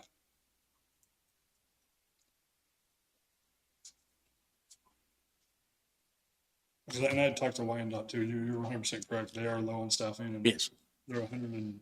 I had a director's meeting, I think in March. They told me that you guys had already approached them about it, so. Yep, I'd contact them and just kind of ask. Sure. You know, Sure. No, I mean, and that's your, you're taking care of your constituents, you're looking out for you guys. I understand that, Again, I think that we as a detention center in Southeast, we have a lot of things that we can improve on. And I've only been, I was assistant director for the 5.5 years before October. yeah, I think whenever you So- take, just kind of whenever I got in. Yes. Everybody, so. And so there's a lot of things that I'd like to see us do because I think we can do things better and I think we can do things more efficiently. We just have to get there. So this is kind of my transition year. So we're going to work on some things and try to cut some costs here and there. And, simple things, but I think we're heading in the right direction. We're certainly looking at the mental health of our kids. And when I say our kids, I mean Linn County kids. Any of them that come in, we have group therapy with them in the evenings. The thing about detention is it's so much different. For them too here. It's so much different than a jail, in the sense that we're mandated to have school for the kids. They have to go to school. We have to have so many days of school. Our oversight's DCF. So there's a struggle there in philosophies of criminal justice versus social welfare. So we've come a long way. There's a lot of things that we can do to continue growing, but providing that mental health resource, having that physician there, has really been an improvement for us. And I think the kids have seen improvements as well. I understand you guys have a lot on your plate, a lot to think about, but please understand, and you don't have to understand, but please know that any kid from Linn County that's coming to the facility, we're going to take care of them. I hope they don't come there. Well, that's true. I mean, That's true. That's true. That's true. But they're in jail. Then, right? But again, we're like the fire department. You don't want nothing bad to happen, but thank goodness we're there when we're there. So, again. I think there's been a lot of crime increase and things of that nature, but you just never know. But we're going to take care of them regardless. I think we've had over 10,000 kids to date, probably closer to 11,000 kids. Well, I mean, what you got any future developments going to be happening in your program? I mean, you guys going to be building on it or anything like that, or do you guys need to right now? Right now, we don't need to. What I could see in the future is the possibility of doing a secure care or something along that lines. It's something that we have kind of avoided because it's a different animal than detention. So there's more restrictions. It leans really heavy on the social welfare side of things. And so we haven't done anything with that yet, but it's something that we've mentioned and talked about. So you say you run it half full, probably, is that what you said? Yeah. Or how many can you get? 25 plus 3, so 28 total. And you're running average how many? 8? 8 right now. So you're begging for people to come in then? Pretty much. Which I see I see your prices, but. And and we're working off a budget that was created in 2017, 2018. This doesn't even show any increases in fuel, electric, things of that nature. Did you guys receive anything COVID grant related or anything like that? Very minimum. But, I think it was about $5,000 that we received. Is that correct on the 69? Pardon me, about 6,900. And the feds or anything like, I don't know, maybe I'm talking weird, but like the feds or anything don't have any grants or anything that'll help with any of this? Not that I have found yet. If you know a good grant writer or something like that would help assist me or point me in the right direction, that'd be helpful. We haven't had a grant in the building since 2015, 16. Why is that? Is there a reason for it? It was a JDF grant that was for detention centers. And with Senate Bill 367, they were trying to reduce the number of bed days in detention. They took that grant away from detention centers. So, But now they're trying to fill them back up, so they're doing the opposite of what they wanted. yeah, they've pulled back on some of that. And there's another bill in the works. I don't know where it's at yet. They made the criteria for detention so high that hardly anybody was coming, and a lot of kids that were felony offenders were going to foster care system. And if you just Google some of the things that's happened in the state of Kansas, DCF office, KVC offices, you'll see murders, rapes, things of that nature that's happened. It's because of the overflow that the foster system has seen from kids that were once eligible for detention. And with the flip of a switch, they weren't eligible for detention any longer. So they're reverting some of those things back. And the first bill was House Bill 2021. And the other bill, I think, is 2033, but don't hold me to that number.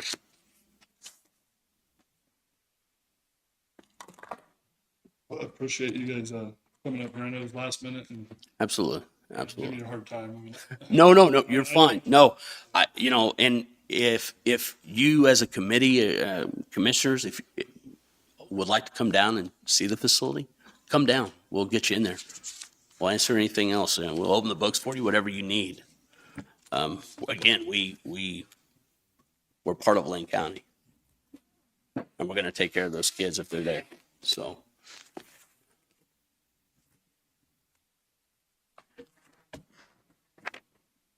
so do you want to present us what you're asking Linn County for this year or 2024? Sure. And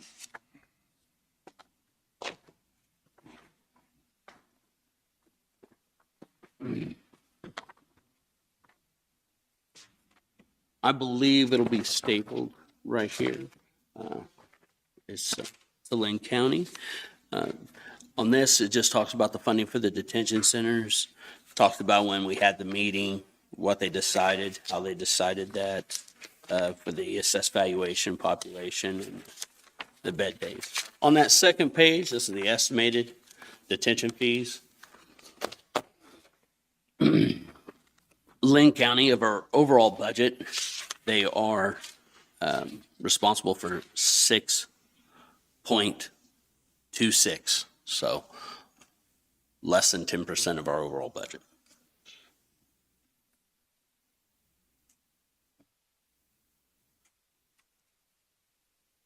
So the amount you're asking in the budget this year is $62,892. Yes, sir. which is an increase from 15.4. Or here it is. 58,409. And this equation is based on our values around here too? Yes. I think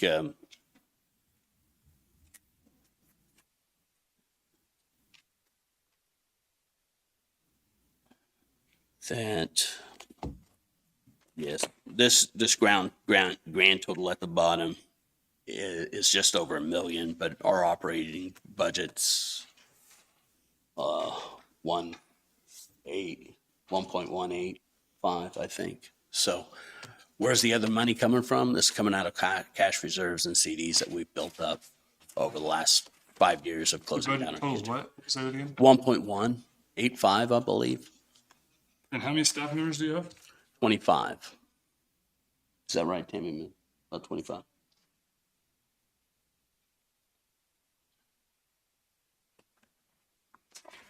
And you're averaging eight kids a day? Yes, sir.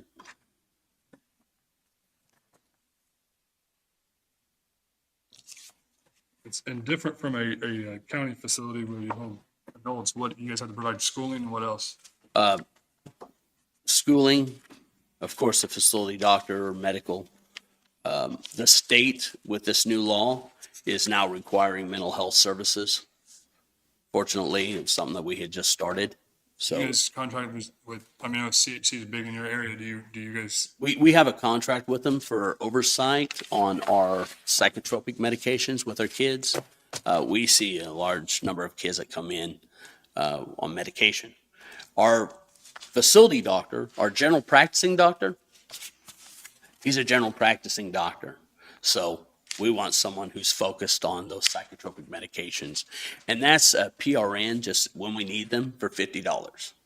So it doesn't take that much for us to get them in there to and assess them or get those medications for us. And we get them at a cheaper rate, Medicaid rate. Also, our mental health provider is not costing us anything at this point. I don't know if that will change at some point, but it could.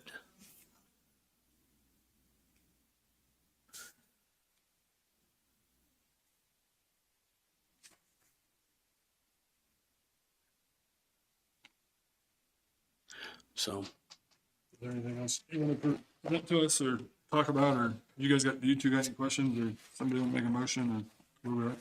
I'll make a motion to accept their budget for, tentatively accept their budget for $62,892. I'll second that motion.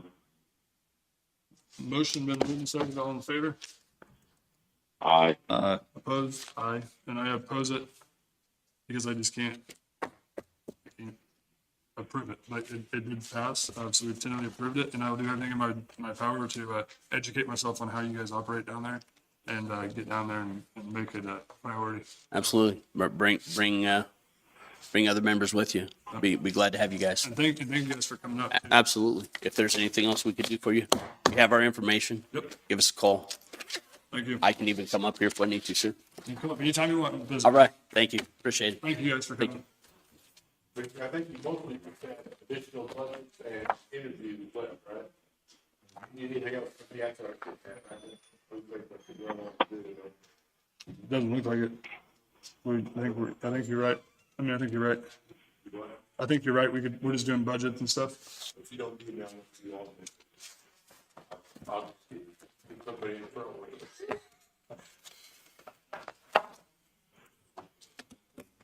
All right. Chris. Or no, actually, Amanda. Sorry, Chris. You gotta wait longer.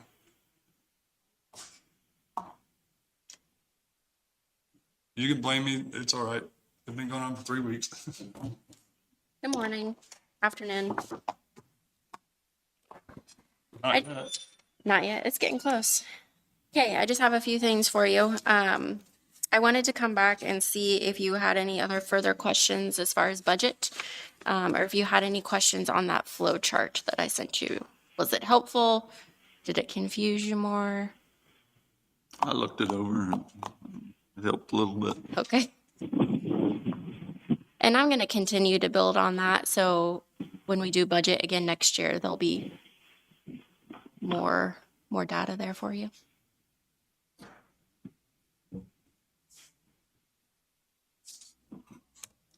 So on the items that you're asking for, the larger ticket items, we still have to approve those on down the line as far as like the sign, the vehicle. Yes. But the money's already approved. We just got to approve The money's already there. It would just be you approving me to make the purchase. So like for the classroom, that will be in the paper this weekend, next week, the request for bids. But as far as like the vehicle and the sign, Shirley Signs has given me a new quote. It's the same dollar amount. They just updated the time frame on it. But again, that would be something that I need to bring into you guys and get final approval before I can actually spend that money. But the money is there. I did not include the COVID grants in this just because they're going away after this next year. And I didn't want that to confuse you. And I mean, how does everybody else feel about us including those items in if we're not going to approve them? Well, before, like on the car, if we was gonna do the car, I'd like to see a study as far as how many miles we actually paid in the last few years, to go back and see what the expenses are we're paying for mileage before I approved anything on a car. Okay. So I'd like to see exactly what we're spending Okay. as far as mileage. Okay. My big thing with the vehicle is just having something to pull our trailer. But at this point. And do we have anything else we can use? I mean, within the county? I would have to contact another department for them to come pull it for us. We got the station wagon. I mean, Right. We could put a ball. I love But- the station wagon. At this point, you guys haven't even tentatively approved No. the budget, though, that she submitted 3 weeks ago. So we could approve the budget, and then those things are another thing. That's a totally different situation. Capital expenses like that, you're gonna get a chance to approve or deny when they come in, or when they're proposed. But I need budget numbers like now. Okay. But you're saying the grant money's already there for what you're spending. For everything except for the vehicle. We can't purchase a vehicle with the grant funds. They'll only allow us to lease something. But we haven't, we're not voting on any of the large ticket items right now. We're just approving our budget. That's all I need at the moment. And if we don't approve it, that money goes back to the grant holder, to the state, right? Is that how that works? If we don't end up spending the money, yes. Okay. I'll make a motion that we tentatively approve the health department's budget. Which is, I think I got it right here. Is it two, is it? 449, 374. Oh, I'm on the wrong deal. Is that what you got? I'll second that. Motion been moved and second, all in favor? Aye. What else is going on in your apartment, or your department? Our fiscal year just ended for all of our grants. It ended June 30th. So I'll be working the next couple weeks on our quarterly reports for quarter 4, and getting those submitted, and then getting started in our new fiscal year. In the last couple weeks, we had our community shower and kids fair, which was a big success. We also had a children or friends and me painting day where we educated just on heat. Was that recently? Mhm, I saw yep. pictures. Look like you had a big turnout. Yeah, we did. We had a great turnout for that.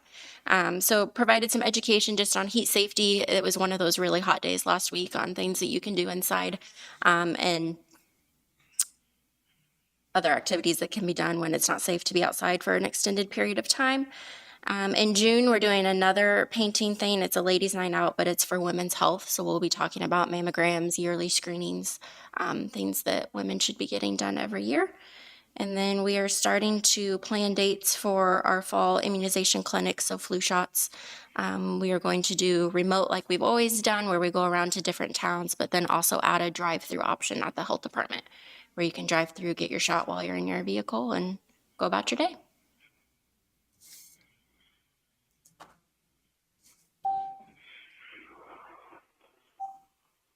I know, last week I asked the district court about urine test for what they got going on over there. Mhm. Is that something that we could provide to district courts? I think it would depend on what type of test they're wanting, or where they're sent off to. I know when I was in the clerk's office that we did the UAs for new employees, or if somebody was in an accident, we could do a post-accident UA. So who do you do it for now? Do what? Who do you do the UAs for now? I mean, just We don't do UAs at all now. you guys, or just, It's just something that they haven't done. It's something we could look into. I'm sure we would have to go through a training process. I thought we were doing it, so. No. We're still doing the pre-employment stuff in our office. Amanda was one of them that did it when she worked there. Mhm. You just take it and send it off, yeah. Yeah. Yeah, FedEx picks it up and it's overnighted to a lab. Gotcha. Anything else? I don't have anything, thanks. Thank you. Okay, thank you. How to use the station wagon though? I don't even know where it is. All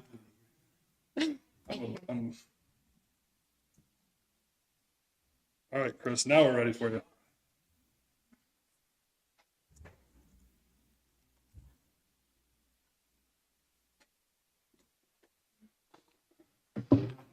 morning. Chris Martin, Linn County IT Director. You want to just start with the budget? Is that what you'd like to start with? Yeah.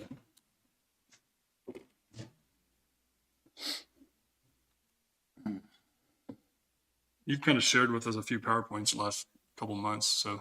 Yeah, so what would you like me to do? You want me to kind of go down the Just kind of what narrative? you, yeah, I mean, what you do, yeah, your narrative of like why, what you do and what you've did. Sure. So the Linn County IT Department, we support all county departments and any entities that are connected with us for pretty much anything that plugs in. So if it's a computer, a phone, copier, and we help out with additional stuff such as HVAC. It becomes pretty technical from times, so we help with that. We do some electrical projects. We obviously manage all of the connectivity around the county in every facility, fire, landfill, marina, if it's a county facility, including some of the senior centers, things like that. So pretty busy maintaining all of those high-speed links. We also manage the radio infrastructure for the county, licensing, repeaters, the back-end technology for that. And we do a lot of recommending for radios that are compatible with our system to sheriff, fire, PDs, anybody like that. So that's another big piece. We support the 911 system. Yes, we now have Mark that is the primary support, but with it in our facility, there are times that they'll call and ask us to check things in the back. So we do that to kind of speed the process along for them. And then we maintain the network operations center over at the Justice Center with the HVAC, all the equipment back there for the security electronics for the jail, all the phone systems for the county, doors, yeah, everything. I won't go through the list, but I went ahead and listed out the vast majority of departments. One thing that we do also is like district court. And the fair board. We handle all the stuff down at the fairgrounds for their security and their Wi-Fi infrastructure down there. So we try to kind of spread that around and make sure that everybody gets benefit. And you've created a few different software programs, if you will, over here at the jail to help. We have, we implement quite a bit. We do a lot of virtualization in order to keep reusing resources we already have.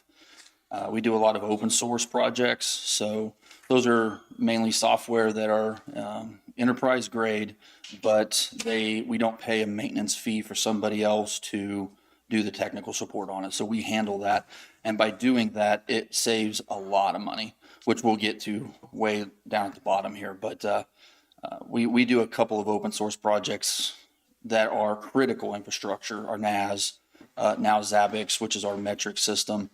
But then we also start now getting into managing things like the BACnet, which is what runs the heating and cooling system for the Justice Center. And we've began to extend that out to different areas. A lot of building automation has been happening recently. As you know, we've started monitoring the pumps down at Centerville for the lift stations. Saves a lot of miles and time for Darren and Sean. So you take care of that, I mean, as far as monitoring? We do. Absolutely. So yeah, we actually engineered that system. We brought in that box to show you, and we have all the boxes completed. It's just, we mount them on there at this point, but that system has been tested. And once that's fully online, which won't take very long, if a pump alarms, they'll know immediately, 24 hours a day. And we also record all of those statistics. So we gain insight into what's going on. So you can tell the budget, and if we need a budget for a new one. Exactly. How long the pumps are running. We get their hour counts, things like that. We also find through the data things that they didn't know. Let me give you an example. They will have a pump in Centerville that gets plugged up down in the grinder, down in the bottom part, and it's not pumping. It's running, and being that it's in the material that it's in, it stays cool, so it's not overheating, but the material continues to rise. And then we'll see a second pump kick on. That's the way they're designed for those dual pump systems. And the level will will drop, but no alarm ever went off. As we see that, and we actually saw that happen at the Linn County Park on their lift station there, we began to realize there's a problem, even though the system did not say there was a problem. The data showed that there was, and it turned out that yes, there is pump that's not pumping anything. It's just down there spinning away, doing nothing. It shows 2 pumps running. Exactly. Yep. And so we begin to gain insight into things that then we're able to mitigate or fix, where that hardware is still just as good and keeps working for us until, we don't run into having to replace a $10,000 pump because it burned up sitting down there plugged up with something. It's typically not in the description of an IT director. Not normally, no. The back end wireless communication and that stuff, yeah, I would say that would be. But as far as digging into some of these, yeah. And as a side note, we have looked into the trash compactor level monitoring. We do have some ideas on how we could absolutely do that. Some of that will depend on how you decide to proceed with that whole scope.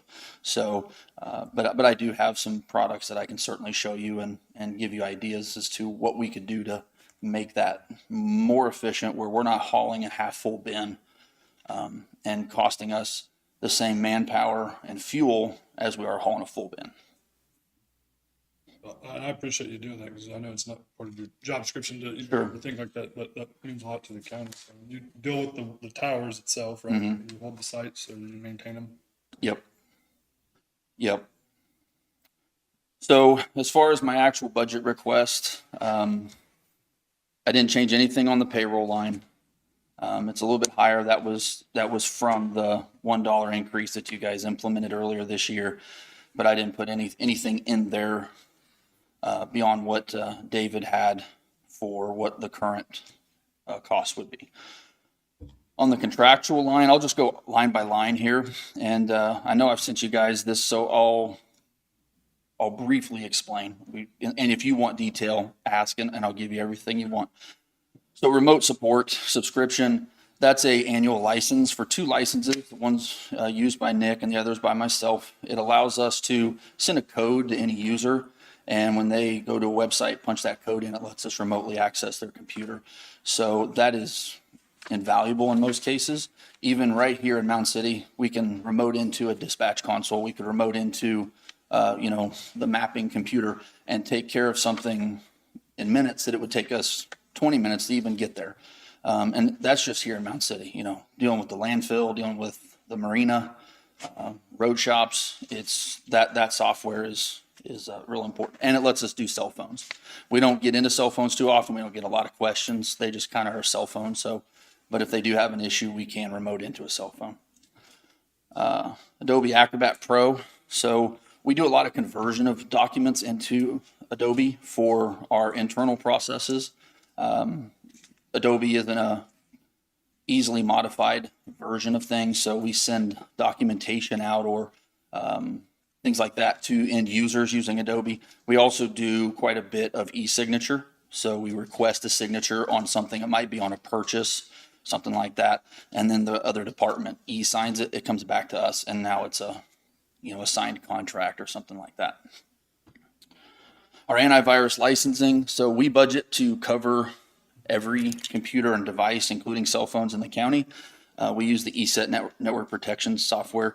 We've used that for many years, and it's been very successful for us. It covers all of our workstations and our servers, and like I say, our cell phones. I did increase that line item from $3,000 to $3,500. It's because we've added a few new computers, especially with the Justice Center, and some other departments have added some machines, so we pay per computer for that. It's a per computer license, so I increased that a little bit to cover the additional machines. Our training and travel, I did reduce that from $3,000 to $2,000. That one is if myself or Nick wanted to do some online training, that I would take it out of that line item. Also, we get people that will come in or offer training for, in fact, I got an email from Pam Cannon over some Esri training that was available.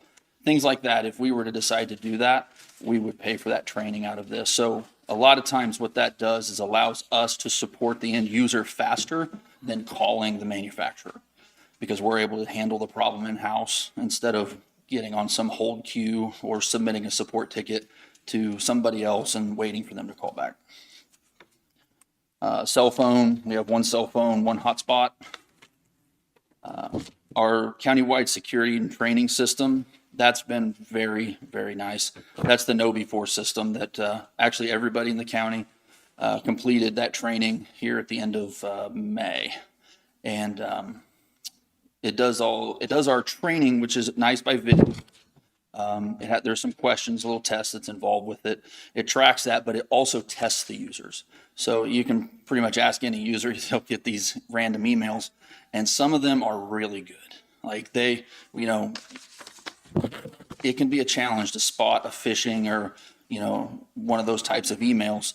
And this system will use varying levels of things to trick a user. The point is not failure, it's just understanding that we really want people to question it. We really want them to, would I expect an invoice from this person? Or, would IT send me a link to click here to go change my Facebook password? Probably not. Those kinds of things, it just kind of keeps the security juices flowing. Again, I increased that one from 2,800 to 3,000, and it's because of additional staff. So part of that would be, because it's licensed per user, but you talked about maybe having some additional jailers. So we budget that pretty close to the number of full-time staff in the county. And I'm just anticipating some additional staff, so we'll need some additional licenses.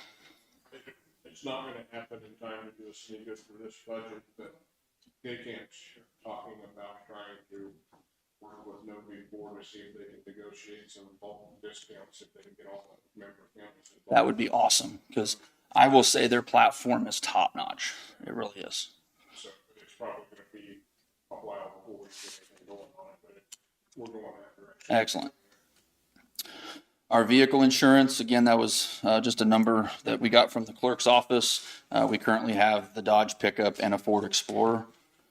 Our JPS radio licenses, again, we do manage that system on the backside, but we use it to communicate with the various departments, specifically sheriff, fire, and public works. We get a lot of communication from mechanics, from Sean or from the sheriff or deputies. They just JPS us on our phone, talk on it like a radio, and we communicate with them that way. And you allow municipalities to do the same through you too? I mean, That's right. Do you charge them, or do you do No. the budget? So what the municipalities are able to do is they set up their own contract with JPS, and then on the backside, JPS, the guy that kind of sets that up for them, will contact me, and they link them to our account. So we're able to communicate back and forth, but they're a completely separate contract. They pay their own everything for that. Off of the commodities line, my fuel and maintenance. So again, we have two vehicles. The Ford Explorer is a high mileage vehicle. It's in good working order. It was gifted to us from the sheriff's office, but I would like to maintain a little bit of budget in there for reasonable repairs to that vehicle. It hasn't given us any trouble, and we don't drive it a ton. Weekly for sure. Nick is the one that primarily drives it, takes it to the marina, go to help them, road shops, things like that. He'll go over to emergency management. So it's a great asset to have for him to be able to haul the equipment around and do what he does. And that vehicle is housed outside of the Justice Center all the time. So it sits in the parking lot. That's where it lives. Then there's the Dodge pickup, which is the vehicle that I am driving. I do take that vehicle home. The reason is because, especially with me being salaried, I am the one that will and am expected to respond to emergency situations. And they happen not frequently, but multiple times a year. It could be something going on with the server room. Could be something with dispatch. It could be just the power went out, generators kicked on. It's a little middle of the night, and I come over to make sure what our tower situation is. So nuts and bolts there. Office supplies, paper, printer, consumables, wiring supplies. That number has been really good for us. It seems like we sit good. We've got a good amount of wire every year. So we buy all the Cat 6 cable, all the connectors, all the tooling, everything that we need in order to run network connections for everybody. If they need we put 2 speakers in up at the landfill for their phone system. So when they're out in the big bay, they hear the phone ring. We bring over the stuff and we run the wire. Sometimes we get help from people like Kevin Amer with the bucket truck or something like that. But we take on all that wiring. The other thing that I take out of there is things like fiber optic cables, SFP modules. Those are part of the fiber optic connections between servers. Sometimes those burn out, or we just need new ones. Things like that, various adapters. Capital outlay. The one I've listed here is tower data and antennas. So that line item is specifically intended for unexpected tower climbs. We get things from time to time where, we've got equipment hanging at 250 feet in the air. It's baking in the sun or it's freezing in the winter. And it takes a toll on it. And things can happen, So if a link goes down, we're very resilient with them. But we do need to have somebody come, climb the tower, replace out a radio, replace a cable. Sometimes we've had animals, birds, I assume, have sat on cables or ice maybe hanging off of them. We try to secure all that as best we can, but again, the sun will just wreak havoc on wiring and capacitors up there. So that's the kind of the bulk of what that line item is for. If an antenna needs replaced or a radio needs replaced, I would take it out of there. And just as kind of an example, based on our history with the tower company or the tower climbing company that we use, it's about $1,000 to get them to show up. Now they come with a crew and 2 trucks and everything they need. We have looked at other folks and talked to them. They weren't any cheaper. We've priced out for 2 or 3 different places. We've talked to some local people. The kick is the insurance. Obviously with K-Camp, they want to make sure that whoever's climbing the tower is covered. Because that could be a disastrous situation if they weren't properly trained. Even to the point of being around some of those antennas, they're trained for that radiation of the signal, like the radio antennas and whatnot, not to get their body directly in front of it and things like that. So it's not something you want to just send anybody up there and have them messing around with things. And I did increase that line from 5,000 to 8,000. And the reason is because of the new tower sites. So with the radio project, with the listener sites, I anticipate we need to have some margin there that we have more towers. So there's a possibility of more repair. Obviously, if those repairs don't happen, we just carry it. That line just doesn't get used. Security equipment, I lowered that from 4,500 to 2,000.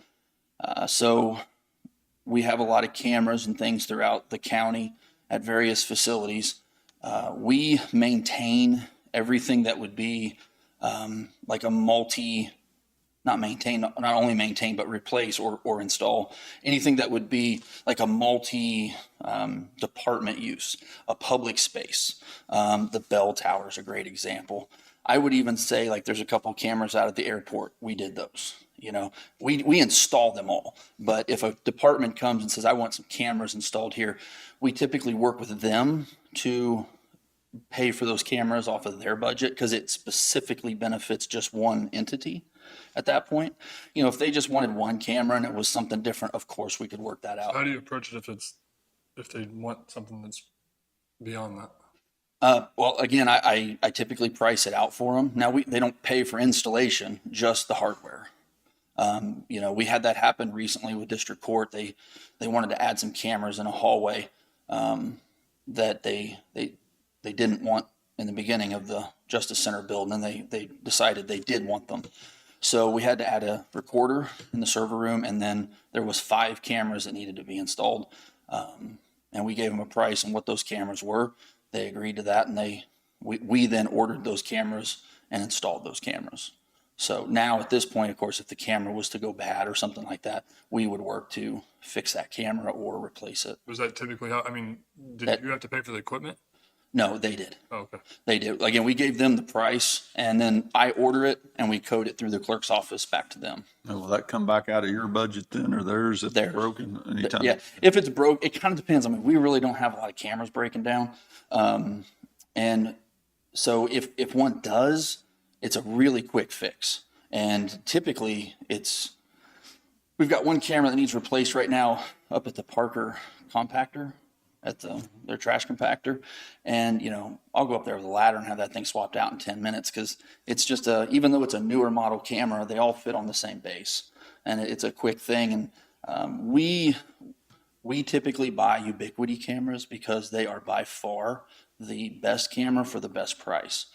Again, it's not an open source product like I talked on the software side, but it's as close to a camera system that will get open source as you could want, because we can get cameras with them for, $150, $200 that other vendors are $800, $900 for the same quality. It's kind of a no-brainer. So I feel like that's a good level to sit at. Our server maintenance line. So that that budget is intended to help with what it sounds like server maintenance and parts replacement. We don't have a ton of that. I tend to let that roll over. It's the same number. We don't use it. It moves. We do have HEPA vacs that we clean out our servers with because we don't want that dust going into the server room, pumping through the air conditioner and spreading out everywhere. So we have a couple of those, and we buy the filters out of there, things like that. But if there was something that broke down or something that needed upgraded, and we've had this happen, we've had a department that, a server of theirs, we just needed more bandwidth into it.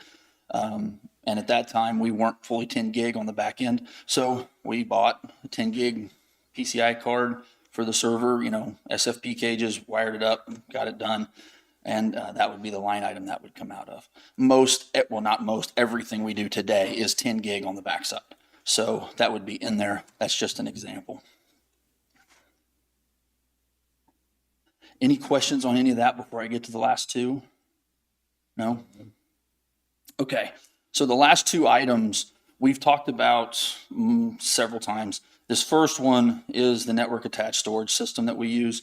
I've been kind of talking and leading up to this for a couple years. It's time to replace. It's been running since 2017. It currently has 12 hard drives in that system. We have 96 terabytes of raw storage. It is critical. That system is what runs everything for our data storage. So it's time to replace that system. I went out and priced a Dell server, which is what we're using now. It's a basic Dell server because it's what you need is the hard drive capacity. We want storage and we want speed, and so we have to find the right balance on the cost-effective side of that. We use an open source platform that's called TrueNAS. Using that platform, the cost of the software is zero. The only thing is I have to build it, and that's perfectly fine. So that's exactly what we've been doing since 2017. We run a fully redundant NAS. We back up everything every 15 minutes, on-site and off-site. We also back up all of our primary data onto a secure cloud platform. That's a third backup place that we put it. And we back up to local cold storage. So cold storage it's backed up on drive. We unhook it and we set it off to the side in a secure place, so that there's less chance of something impeding into that data. Okay.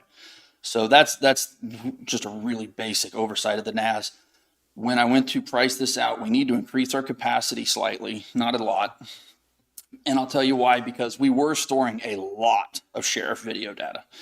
When he went to his new body camera system, all that data is now stored in a cloud platform. So we don't store as much. They do download that video and store it on ours for evidentiary purposes, things like that. But the the terabytes of data that was required for just body cams alone is no longer the necessity. We do have some large data hogs in our system. Some of that is the sheriff's data. Some of it's IT databases, like the mapping system that they use, that Esri server. There's a back-end database that it stores all that mapping data that they create. It's a Esri Enterprise Geo database is what it's called. So that stuff gets backed up onto these, and there's just everything. If it's the clerk's data, treasurer, registry, everybody touches the storage system across the system. So it has to be highly reliable and resilient is the key. So what I am wanting to do next year is to purchase 2 servers to replace the 2 that we have now. And I went out and looked. Like I said, I got price quotes from a few different manufacturers. One of them is called Supermicro. We've used several of their servers before.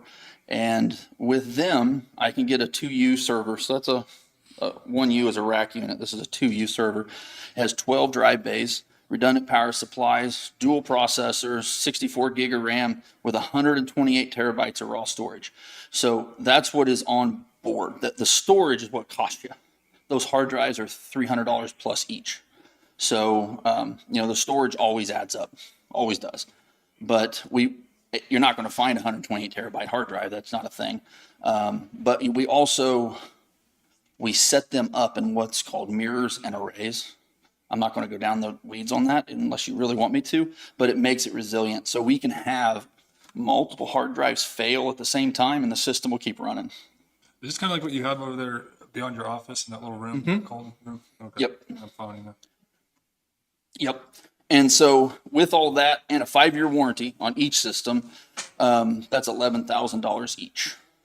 And I provided you with the detail printout on your deal with exactly what that was. And so 2 of them, of course, for the redundancy for our offsite backup, which we store that in an undisclosed location, but it is around the county. So if something happened to this facility, we could go get that server and put it into service immediately. That's the reason we do that. So we're at $22,000 for all that hardware, all the hard drives, and the software is free.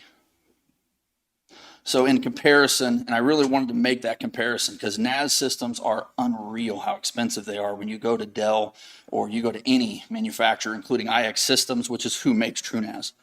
I priced out a 120 terabyte system with as similar specs as I could get. Of course, it's 8 terabytes less. And also the max they would do is a 3-year warranty on the parts and pieces in there. And one of those servers was $32,948. So it's a significant cost difference of purchasing it versus building it. And then what I would do is take our current system, which is out of warranty. So, if something goes wrong in one of those servers or something, that doesn't mean they can't be fixed. I would be the one fixing them. We're not going to pick up the phone, have Dell show up and swap those out. But I would turn that into a less important storage mechanism / cold storage option within our system. Because if that failed for whatever reason, it's not critical. No one's going to shut down. No one's even really going to see it. Any questions with the NAS?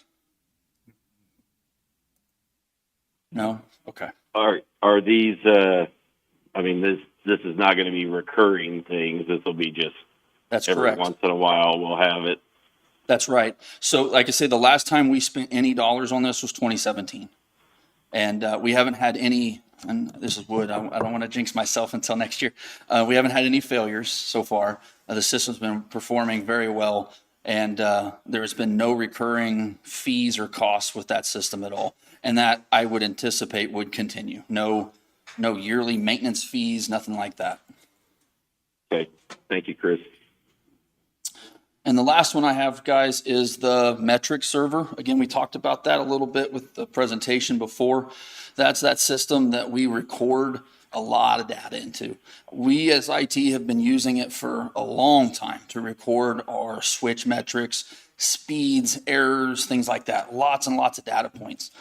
And really kind of picked up this a lot with the Justice Center. We began to record all of the heating and cooling metrics, all the different office spaces, what their temperatures are, like in the jail, their humidity, and we control from that data. So again, kind of like the lift stations there at Centerville, we're able to look at that data and see, is something wrong? In fact, that happened just the other day. I looked at it, it was pretty hot outside, and I looked over the jail, and for some reason, so again, I don't want to get too far in the weeds, that the systems up there have what's called modulated hot gas bypass. That is for humidity control in the jail. But it was just on for hours. The humidity wasn't dropping. And we got to kind of look in it because it should fluctuate. It should have enough capacity to drop the humidity, let the humidity rise, and it should look a little bit like a sawtooth when you look at it on the screen, because your humidity is going to go up. It's going to take it down, just like your air conditioner would. Got in touch with the controls people as well as the manufacturer, and discovered that there, in that particular unit, there was a value that was in wrong, and it wasn't controlling the lower level temperature of the compressor correctly. So I know I just said a lot of things that nobody cares about, but my point is that the metric system, in that case, we seen that there was a problem. There's no alarms going off, but those compressors up there were running nonstop, 100%, fully spun up because of that value that was wrong. That all takes electricity. You know, I really think that with the BACnet and with our monitoring and understanding those systems, we are saving money electrically and mechanically, you know, throughout the building and elsewhere. Things such as water leak sensors, stuff like that, that we will now be able to catch those instances before an individual finds them. And will it report history? You can go back and look at it. If there's everybody that says something that's not true, you guys can report that. That's exactly right. If an inmate in the jail was to say, oh, you made it 95 degrees in there and I couldn't breathe, and I'm going to sue the sheriff for that. We have all that history to go back, and it reports every minute what it is in those jail pods. So we know exactly what the sensor said it was at that time and what the units were doing. So, you know, if they claimed that somehow the sensors were wrong, we could still show that the units were in cooling mode, they were in dehumidification mode, all those metrics. That's just a CYA for us, let alone the fact that we're able to monitor the system and determine this. I'll give you another example with that. Right now, there is what's called a VAV in courtroom B, and courtroom B is cold. It's about 62 degrees in there compared to what it's set at. They have the thermostat set at 70. And you look at it and it says it's blowing 100% hot air, but it's not getting warmer. We've actually seen this once before where that system is based on hot water. There's a boiler and it circulates hot water, goes through the VAV, brings the temperature up. And there's most likely, it's a guess until they look at it, I won't know, but there's air in that line. So that was a portion of the problem the other day. Right. And so when air gets in the line, it won't allow the hot water to flow through the coil to heat the air up. The way a system like that works over there is it dumps 55-degree air into the building, and then depending on what the rooms want, it raises the temperature based on that thermostat. Well, the thermostat's saying, give me 100%, but it's not getting any warmer. So obviously something is wrong. Again, the system isn't telling us that because it's saying, I opened my valve, it is what it is, right? But as we look at that data and we go back over the history, I can tell you the day it stopped modulating. So, and what we discovered was there was another VAV they came to fix. This one is downline from it. When they thought they got the air out of the line, we think they accidentally pushed it beyond, and it basically got down to the end of the line at this other VAV, and there's no hot water modulating through it. It's easily fixed. The company's coming and they're going to show maintenance how to handle that, because I don't know where the bleeder valve is, but they're going to show maintenance how to take care of that. But those are the kinds of things that save us money and allow the system to work correctly, as well as keep people in a reasonable temperature range. So that's what the Zabbix server is for. And the reason I'm asking for one here, which we haven't in the past, we've always just used some server that we took out of service from something else, because if the data wasn't any good, like the hard drive went bad or something like that, I didn't care. It was a bunch of switch data that was nice for me to have, but wasn't beneficial to anybody else. But as we move forward now with the jail, with the heating and cooling metrics, with the fuel level monitoring, with the lift station monitoring, we're now monitoring the health department's vaccine refrigerator using that same Zabbix system. So if there's ever a question about whether it was working right or what temperature ranges it went into, we can go back since we started monitoring it and look at that and show anybody that wants to know this thing is working, or yeah, something went wrong. And again, we set up alerts. When it goes outside of a certain range, it starts sending messages, sends them to them, sends them to me, whoever we want them to go to. So they begin to get notified. And I think we need more reliability in that system than just using a 6 or 8 year old server that we took out of service, that the hard drive eventually is going to fail and cause us grief because it's become more critical. So as again, I just went out, looked at it. We're monitoring over 30,000 data points. They have a bit of a scale that they recommend hardware based on how many data points that you're monitoring. And that's where I got the specs from. And again, the best price at this time was Supermicro. And it basically $5,000. And that's hard drives and everything inclusive. And that, again, no ongoing costs, open source software. So we have no future expenses other than hardware down the line. It's not going to cost us any more next year or the following year. So do you ask the departments to budget this number for you, or do you do it all? I do. If it, like these here are, again, these are what we've always done, is just how we've done it since we've had IT, was IT budgets for things that are for everyone, if you will. If it's a specific department, if the county attorney, they have a server that is just theirs, right? Then typically they reach out to me at budget time. Hey, what do you think? Yep, you're in your replacement cycle, something like that. And then I go get them a price, and they will come to you and budget for their specific piece of hardware. But if it's something that is for everybody, such as a NAS system, such as the Zabbix system for the metrics, then I budget for it because it's for Like the computers and the monitors, who determines them? Well, so depends on who we're talking about, because if it's an elected official, our policy manual says that they have the final say. Now, I would hope and I ask that they come and talk to me, because in many cases, I want to make sure that what they're getting is appropriate and is compatible or something like that. And pretty much they all do. And that works very well. And I prefer to purchase. So again, I'll make the purchase because I have accounts with Dell or, the Dell rep, things like that. And we get discounts or just preferred support on things that when they go through us, then we take that in. But David's office will code it back to whoever requested it. If, it could be a computer in dispatch, well, the sheriff might say that's going to come out of 911 fund. I order it, we set it up, we put it into service, but he determines where those dollars are going to come through.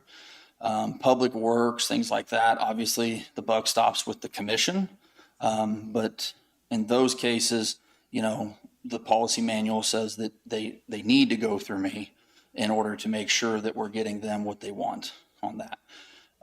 The outlier in that is district court. So I don't know, because they're not elected, but they're not a county department. They do have a budget. They come to me and say, hey, we want to buy these computers, things like that. But they're not considered county, right? They're state, right?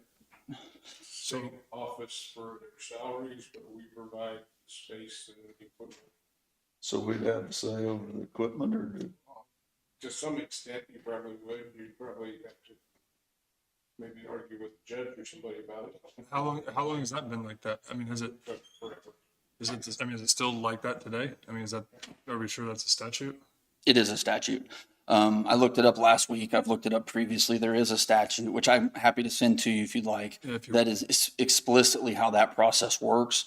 And the only thing I know in reading the statute is that you as the commission in the budget process, that's your time to yay or nay or something like that. As far as, like replacement cycle, as far as, what's being purchased, like I say, Linn County IT, we do all their IT work. I do know that some of the other counties in the 6th Judicial, they outsource theirs. So there's a cost to them for that. But, I feel like it would be foolish for us not to do it because they're just going to budget for somebody else to do the work that we can do. And I also feel like, we can sort of help guide what's best with the system for Linn County. Is it typical for them to do their own budget? Even though, I mean, they're budgeting for a county budget, right? But they're a state employee. Their salaries are in the budget. They're budgeting for the things the county provides in the district court. Facility, the equipment, commodities. Sorry, go ahead. No, that's okay. I mean, that's, Trying to figure. I'm just trying to help you understand kind of where we come from, how things get purchased or who we kind of guide things towards. Because, I'll say like one that will be coming up soon, and I'll have to sit down and talk with them, will be mapping. We're at a point now that they're going to need to look at a new piece of hardware. That has nothing to do with the software license that they pay for, in the sense that price doesn't change. But we got to have the hardware to run it on, and there has to be a certain amount of reliability to that. But there's a lot of specs that go into something like that. But the mapping, that's one of those that there's a lot of entities that function out of it, but it's primarily, the mapping department. So I would talk to them. They would budget for the hardware. Time comes, I order the hardware, install it, code it. That's how that goes. But there's, we have a courthouse server. That's what we call it. There's actually 2 of them, but everybody pulls off of that. The NAS, everybody pulls off of that. So depending on what it is, sometimes I work with David, and it's kind of obviously it's your decision. There's been times in the past that we've just budgeted it in the courthouse budget. It was the courthouse server, it benefited the courthouse, so we put it in that budget at budget time and the following year. It kind of doesn't matter what pot it comes out for my side of things. If you want it in there, if you want it in ours, it doesn't matter.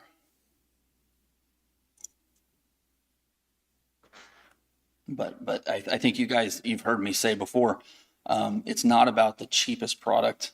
It's about the best product for the best price. So you get a lot of like computers that are just, you can't use anymore. You can't refurbish them or whatever. Do you just get a bulk of them and you go put them on auction, or how do you do that? So what we do is we actually e-waste them. Yeah, we actually have a trailer that we put all that stuff into, and then we haul it up to Leavenworth to the federal prison, and they have a system or a program up there where the inmates take it apart, I guess, for the precious metals out of it, and they recycle all that stuff.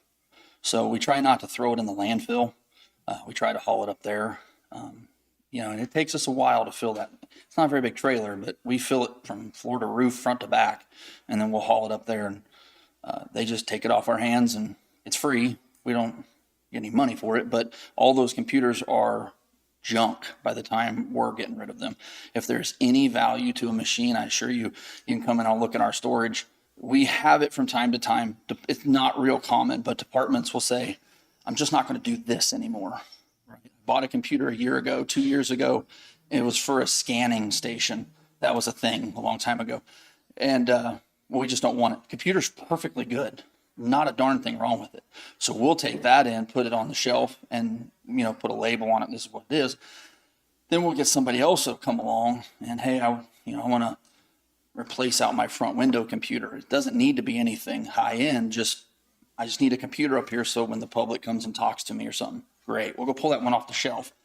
Because again, whether that department didn't have to budget for that, it's just going to save us money across the board. So printers, we try to do that with, but again, a lot of this stuff, it truly gets used at the end of its life, its usable life, and it's going to cost us more to purple wave some of that in time and effort than just letting them take it apart for So do you have recycling. a long inventory list that the departments check stuff out if it's under you? How's that work? So, once we install it with them, yeah, we do use the inventory system, the same one that Public Works is using to document, and there's stickers we put on things for identification, say Linn County on it, they got a barcode. So we do track that where they go, but once it's in their possession, yeah, but we also want them when they're done, because they usually come back, hey, I need a new computer, it's time, I agree, it's time. And then we take the machine with us. So we put in their new one, we make sure that they get everything they want, and we take that one with us. Because we've talked about this before, we end up with a little bit of unnatural growth from time to time, where we just kind of, we'll use that computer in a back office. Well, then a year from then, they're calling up saying, well, I want to replace the computer in the back office. Well, it's already been actually replaced once, So we try to modulate that as best we can.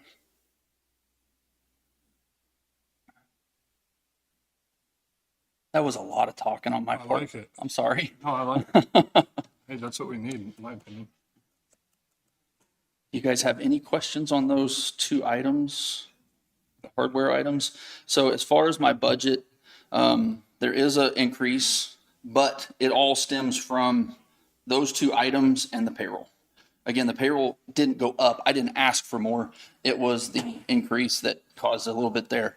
And then, it was 27,000. I think between the two, that's the NAS, two NAS servers, all the hard drives, and the Zabbix. So that's the only difference in the, I tried to lower some other things that, looking at the trends, like the security line item, I just wasn't using the 5,000 that was in there. So why leave it up there?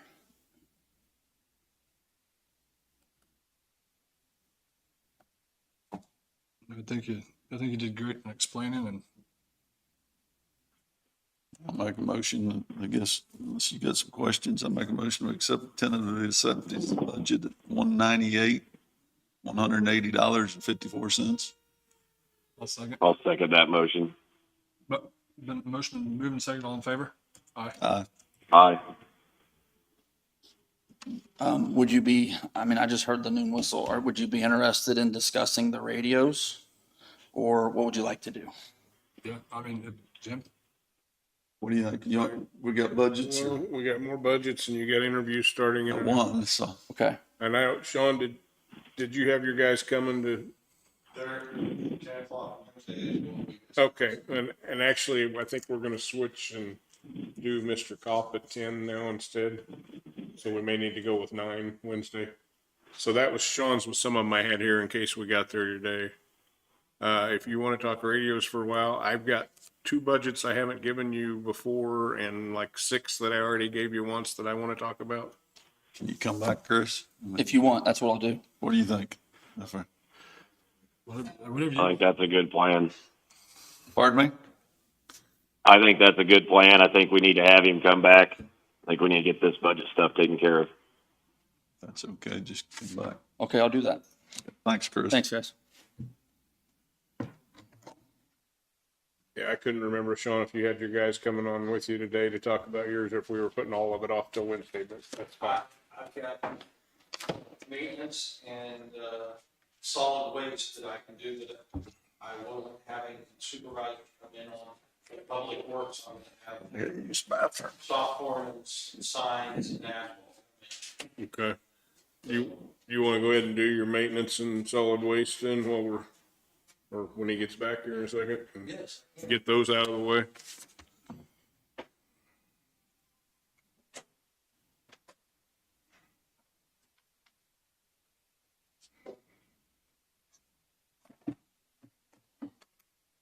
but Road and Bridge will hang on to till Wednesday.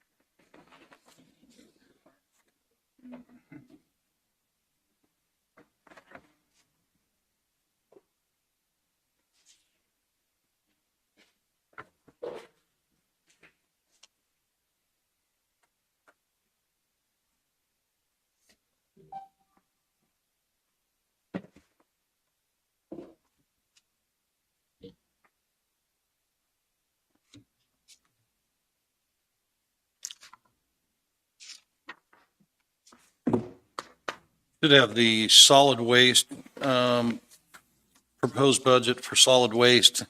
And as far as these budgets go, you'll see that some of the directors will be coming in this year that didn't come in last year.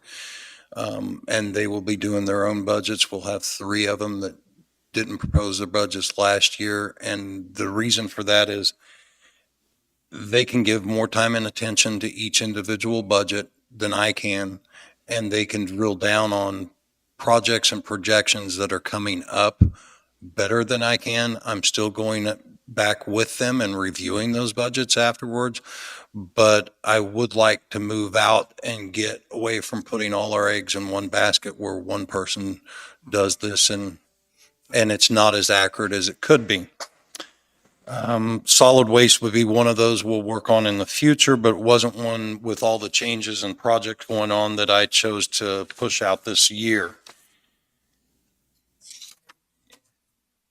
You can see from the 23 budget, which was $720,600, that we've moved up to $744,619.41. You'll notice that contractual and salaries or payroll are the majority of that increase. Solid waste department consists of 5 full-time, 2 part-time personnel, 1 main county-run facility, 1 county-owned remote site, and 9 remote sites that are in partnerships with cities and lake communities. The 23 budget looks to be on track, but increases in contractuals and salaries for 2024 cause me to request a $30,000 increase for next year. Some of this may be offset by changes in operational patterns, such as using Allen County more for MSW or household waste, and rebates from GFL due to overbilling. Other factors, such as tire disposal cost, have been rising consistently, but could be offset by operational changes like a new tipping floor or a tire sidewall cutter. Other operational changes involving the remote sites may increase manpower and reduce cost as well, but those are things that are still in the works and things that haven't been put into operation yet. The engineering study done by Peppercorn made several recommendations for changing operational methods as well as redesigning a new tipping floor to accommodate larger walking floor trailers to haul MSW or household waste from the facility. We've begun to implement some of the operational changes and should realize cost savings over the next and future budget cycles. We also have refitted our current tipping floor with a new concrete rear wall and a steel impact wall to correct past damage and reduce future damage to our tipping floor, building and operation. These repairs also give us the needed time to research funding ideas for and implement facility changes to our tipping floor operation for the future. noting that the tipping floor and the remodel of that, or rehab of that floor was estimated in your engineering study by Peppercorn. And this is not just a rehab, but a rebuild, would have been $465,000, but was completed using a local contractor and repaired but not replaced. The tipping floor rehab was $16,500 for a savings on that part of the project of $448,500. We're working to correct shortfalls in opening and closing cells, which will not affect the budget directly, but we will see increases in money requests to be put aside for future cell operations. Terracon Engineering is working on elevating multiple cells, which still have open permits. This also allows us the time to assess the next step in the overall operation, which will be opening new cells in an area that will allow for future expansion of our operation. This new expansion of cell operation should be timed also to allow us to implement a new tipping floor operation at the same time. Should be noted that closing of the old cells and opening the new cells and the overhaul of our tipping floor operation was not planned for, meaning that money was not set aside by past administrations or commissioners to cover these costs or operational changes. We can't change that at this time, but we can correct it going forward.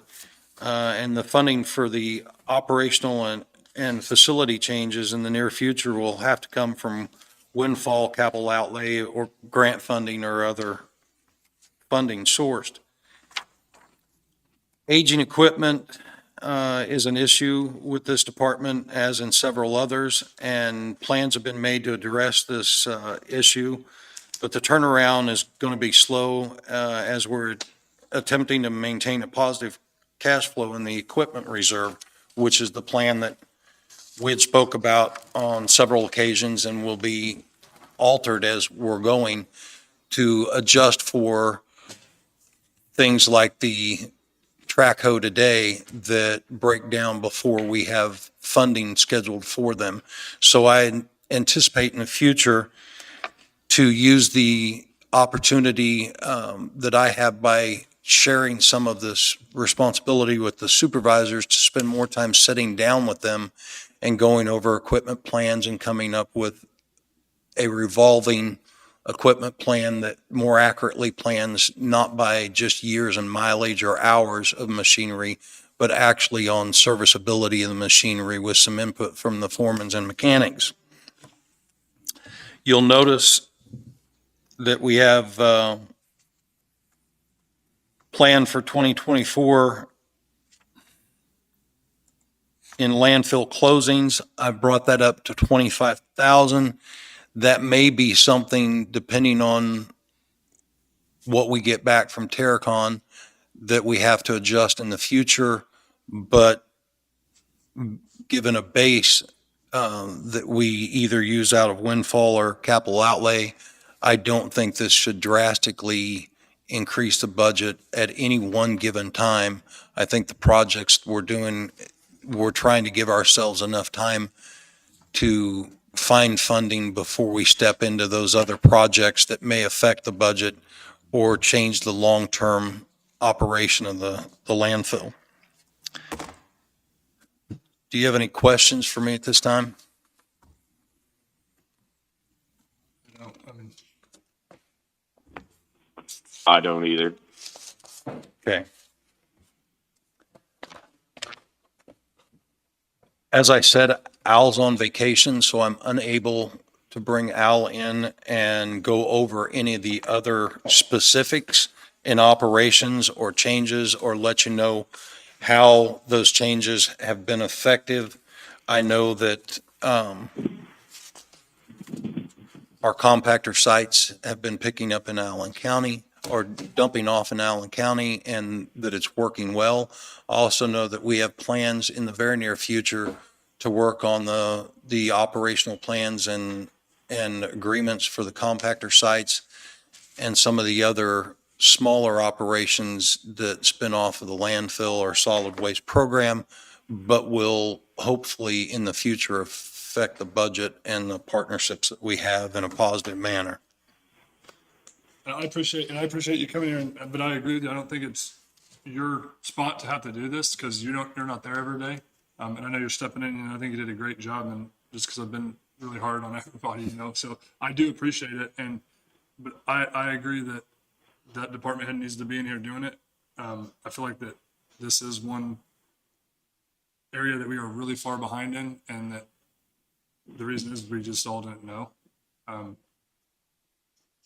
And I think that it's very important that he comes in and tells us his side of the story, his understanding of how everything operates, why it operates like that, and what we need to do differently. And I think that's very important. But don't let me take it away from you. I think you did a good job presenting it for, you're not there every day. You don't know. I mean, well, and it's right now, currently with the engineering study and from Peppercorn and the cell expansion work from Terracon, there are a lot of unknowns in the solid waste area. A lot about what the next 20 years is going to look like down the road. And until we define those things, I don't know that it's a good time to ask Al or anyone until we give him those answers to try to plan for the future. And it comes down to a lot of opportunities that we need to look at to fund a lot of changes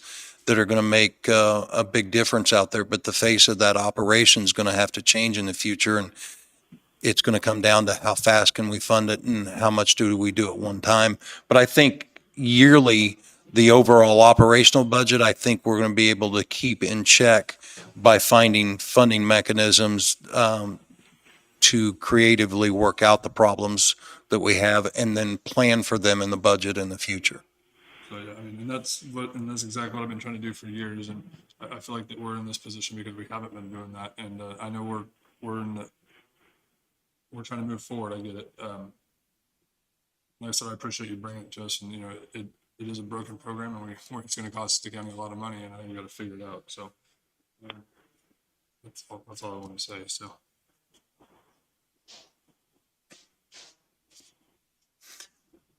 That's all I had for you for solid waste at this time.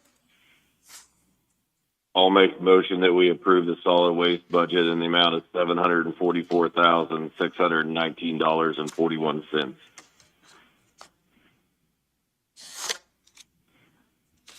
I'll second that. Motion moved and seconded. All in favor? Aye. Aye. Here you go.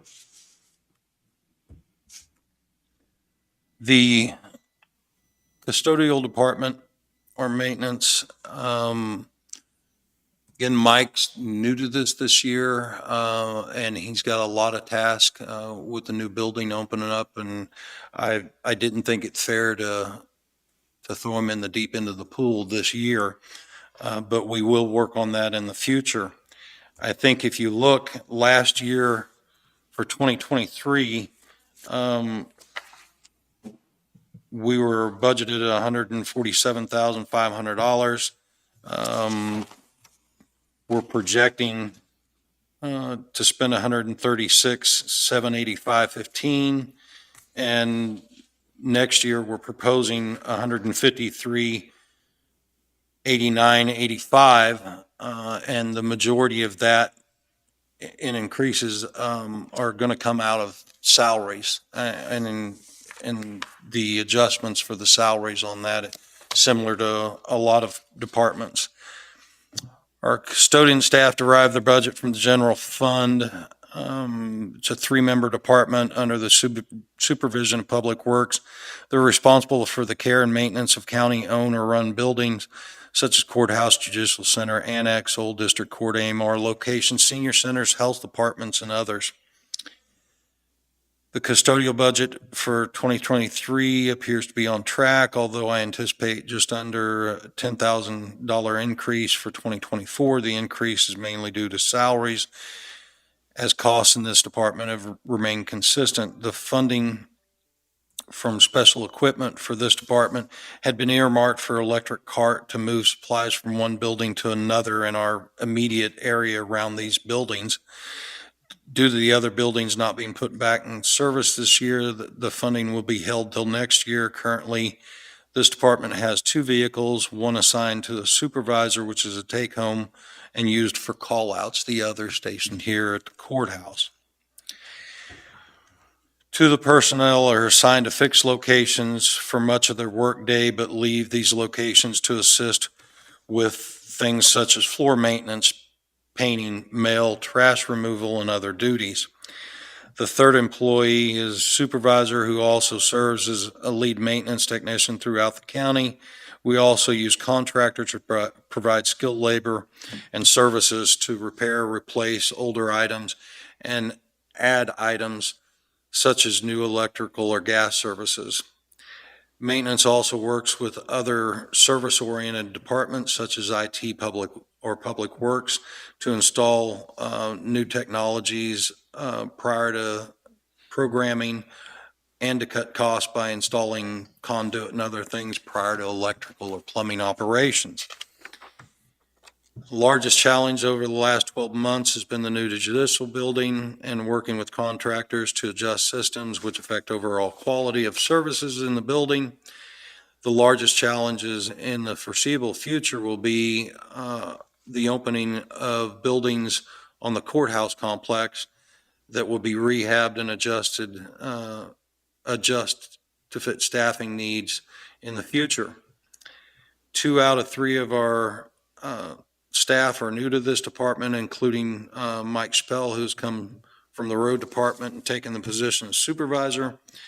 Mike is learning those duties while making recommendations to staff about equipment and services which he feels could aid in the overall effectiveness of that department.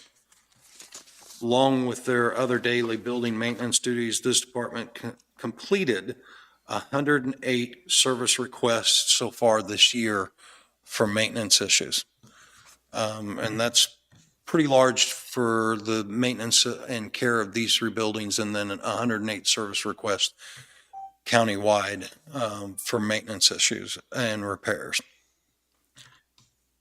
Currently, that's all I have for you for the custodian budget, and the request was for $153,8985. That's a lot of requests, and we're delivering mail. I'm just not okay with that. I'm sorry? Delivering of the mail to wherever they deliver it, I'm against it. They have 109 tickets. 108 so far this year. Tickets to go deliver mail. I'm not okay with it. I'm not for sure that's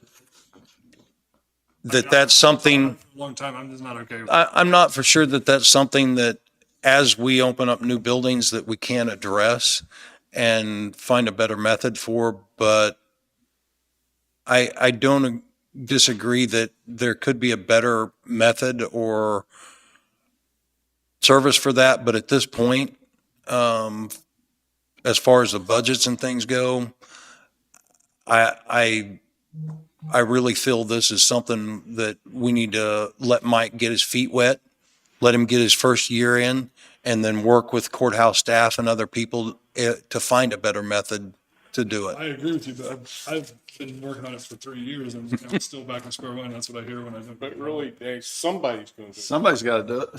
So no matter who it is, you're taking them away from their regular. Okay, but has anybody talked to the mail guy and see if he could take it to him? I mean, our custodians, we have 2 of them, and they're delivering the mail, and they have 109 tickets, $153,000 budget, and they're delivering mail. I'm not okay with it. I don't know what else you do that's more efficient. I mean, I feel like that we've uncovered a lot of flaws in our budget, so I'm okay with the way I want to do it, and I don't think the mail is good, so. So if it irritates people the way that that I would like to go into detail like this, I'm sorry, but I think it's exposed a lot of broken stuff in the county. So if that irritates you, I apologize, but this is the way I have to do it to understand it. I'm responsible for it. People come to me, they ask me about it, and if I can't answer it, why am I sitting here making a decision? So I'm sorry if that irritates you, but I don't know that anyone is necessarily irritated by it, but the mechanism right now, I don't know that we have a better answer to it. And I don't, if anybody else does. Now, when we open up those other buildings and we tax the two people that are here on this complex even more, it's going to be a challenge. And I think we'll have to address it at that point, but more than willing to address it whenever you want to look at it. But I'm not frustrated about the conversation. I'm frustrated I don't have a better answer because I just don't at this point. I get that, and it's, it's like the mowing that was with it forever, and we, talked about that for months and got it taken out of there and to make their life easier, and a budget, he's new, I'd like to hear from him and to see what, he thinks how it should operate, if we don't have a description of how it should operate. We're kind of down to the end of the budget. We got to get going on this. So I'll make a motion to accept the budget myself for $153,089.85. Tentatively it's accepted. I've got one question that I would like to ask if we can real quick. Sean, on the $10,000 in capital outlay for the golf cart or whatever it is, are we going to put that into special equipment from this year to purchase that purchase and then put another 10,000 in and use $20,000 to purchase that, or what? No, the 10,000 in capital outlay will go to special equipment, but we're not talking about spending that all on something, on a specific vehicle. You have two other vehicles and one of them is well dated. That $10,000 from this year and from next would be going into that fund as a plan to replace one or more of those other vehicles when we get there. And you're talking probably several years down the road before we build it up to do that. Okay, that's what I wanted to know. Yeah, I'm just trying to plan for the future for when that equipment sees its life cycle. Okay. I'll second Jim's motion. Motion been moved, second, all in favor? Aye. Opposed? Aye. 2-1. It passes. Commissioners, that's all I have for you today. I do have road and bridge and transportation. I will bring road and bridge to you Wednesday. I will try to have transportation ready for Wednesday, or it'll be next Monday. Thanks, Sean. Thank you, guys.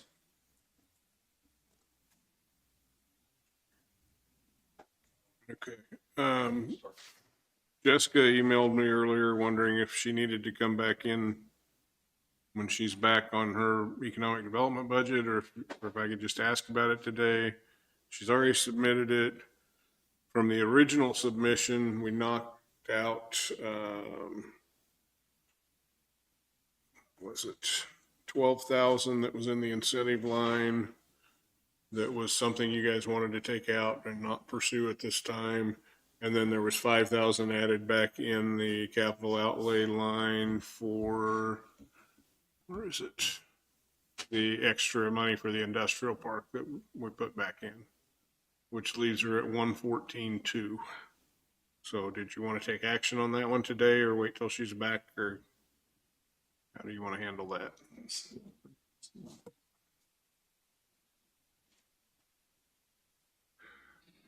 The original one she brought in was 121.2, but it had 26,000 on the incentive line, and this one's down to, was it 14? Yeah, back to 14. Did she add some for the industrial park? And then that's down in the capital outlay line, bumping it to 18,000. 18, and the original request was 13. So it's all stuff you've already talked about in here in previous meetings. And she just brought it, she just changed it up, right? And she what? She's changed what we had added to the industrial park, and Yeah, she added that, and she took the 12,000 out of incentive from her original request. I think so. What was this last week or the week before? A couple of weeks ago, I think. It's been a couple of weeks, I think. Yeah, I mean, I'm good with it. I know she explained it. So.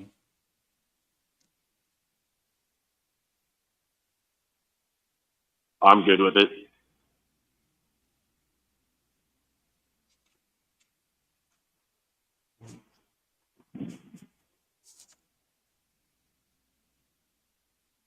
I'd make a motion to approve the economic development fund tentatively at $114,200. I'll second it. Motion been moved, second, all in favor? Aye. Aye. All right. I have two that I've sent out to you within the last, well, I think I sent them out for last week and we didn't get to them. And then I have some that I'd already talked about before, but the two newer ones that I had were the commission and counselor budgets. So I have those here, if you want copies to look at, I've got 'em here. print, or if you got them on your computers, however you want want to do it. I got one. Well, obviously, the commissioner budget is your budget. I have that one coming in with no change. I did not increase anything on salaries. You guys turned down the $1 an hour you gave everybody else in April, so I didn't need to change salaries there. The other lines, some of that's going to depend on how many meetings you guys go to. I think I've got in there for KAC, the mileage and the registration. I'm assuming all three of you will go to the meeting and stay there. Yeah, that's in this year's expenses. It's in Wichita. And then next year it'll be in Wichita again. So I went ahead and left the money in there for 3 to go. There was some extra in this year's expense because we had one new commissioner and Jason went to the new commissioner's school. That's the KC is the one that was in Overland Park. The contractual line on there includes your cell phones, dues, that type of thing. That one where I'm splitting out more categories, I'm knocking the amount down there, but I'm adding it back in some other places where we'll use it. Your commodity line for this year is really high. The new PCs that we got for you really should have been coded to capital outlay. They got coded to commodities, so that one's why that one's so high. I just dropped that back down to the 600 or left it at 6 the way it's been. The other things that typically come out of there are like the snacks for in here. If you've got meetings going along where you want to order lunch, we'll get it out of that. Office supplies, I mean, occasionally we'll need to get supplies that would be used for you guys for your meetings. So really no overall change on that one on the amount. The other one I gave you is the counselor budget.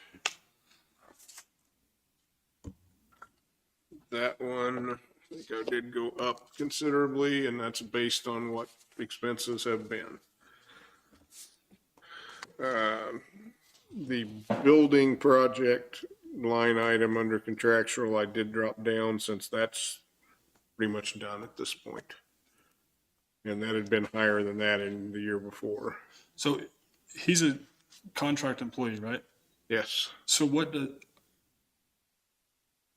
does his, I mean, the original scope of work for him, what does that include? What does he provide for that price? I mean, does that make sense? Yeah, I mean, I think it's really a conversation you ought to have with Gary probably. But What is the contractual? Why is it so high? I guess is it, do you know? I mean, what's paid out of that? Yeah, that's in, I think, some of the pages I attached here. You go back to those general ledger pages, it shows everything we've paid this year. I also put in the whole last year, the 22 lines there. I mean, we do pay for his Westlaw. This is small parts of it. Westlaw subscription and county councilors membership dues. We've been taking code scored expenses out of that budget. The biggest thing we have is when it gets into additional services for other projects for extra time. And that's really stuff that I think you'd want to talk to Gary about, because I know he covers coming to your meetings here as part of his salary. And I don't want to speak for him on what he's charging for or the reasoning other than that. I think that'd be a conversation you ought to have with him.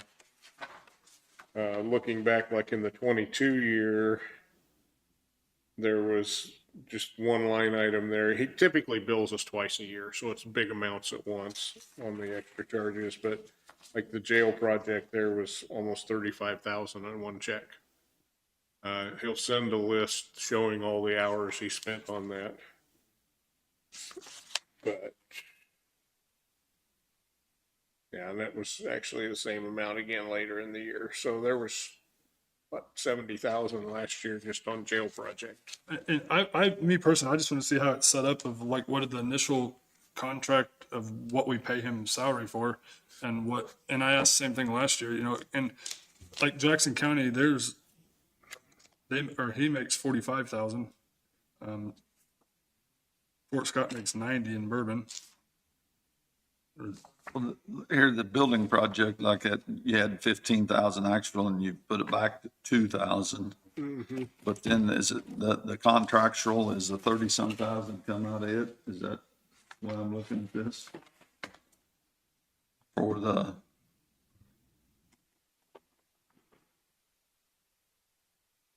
counselor jail related project, the 34,963.50 come out of contractual instead of building?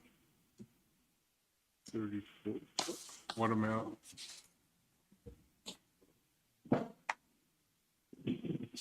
See, that's 22. Okay, Yeah, there's some pages before that, I think, that are 23 on what we've had this year. And I think on the one this year, I didn't have a split in the budget there on how much was different than. Yeah, no, that's still 22. Okay.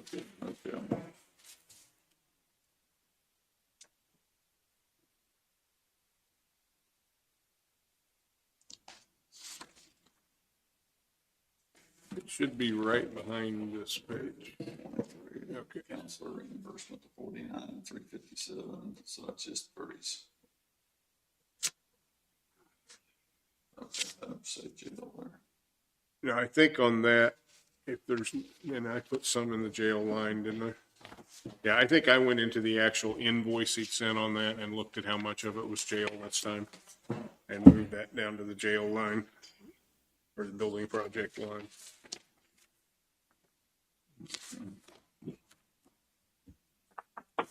We can ask him about it on Wednesday and then approve. I would just like to see what his contract employees based on what services are provided and what's extra so that we understand. I'm good with waiting on Wednesday. Asking them.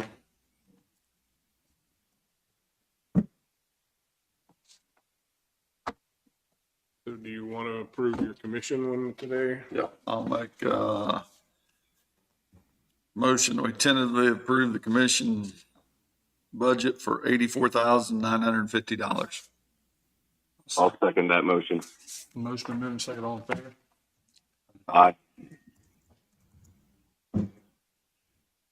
And wait till Wednesday on the counselor.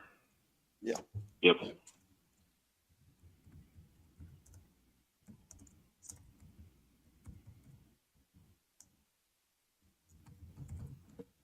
All right, so the other things I had then was I had given you 6 of them like 3 weeks ago, 2 weeks ago. There was special alcohol, special park and rec, fair building, fair premium, 4-H building, and historical society. Are there questions on any of those? Anything we can go over? or any reason to wait on them any longer. And I met with the, not the Historic Society, because I don't believe there's one set up, but a member from each, almost each, I mean, there's a few people there. It wasn't everybody, but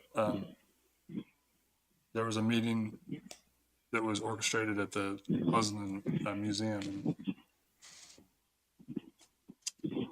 No one knows anything. There's no committee set up of that they all report to. They're just, no one has a clue on anything really. So, Well, we quit paying it to the County Historical Society, what, a couple of years ago? Couple years ago. And we're paying the individual museums now. Twice a year. Right. 5 different. I'm showing a line item as Historical Society budget, just that's what we're calling it in our budget. But it's being paid to them individually, so I don't know that I mean, other than negotiating with each one of them, that we have any reason to look for a society that's over it all.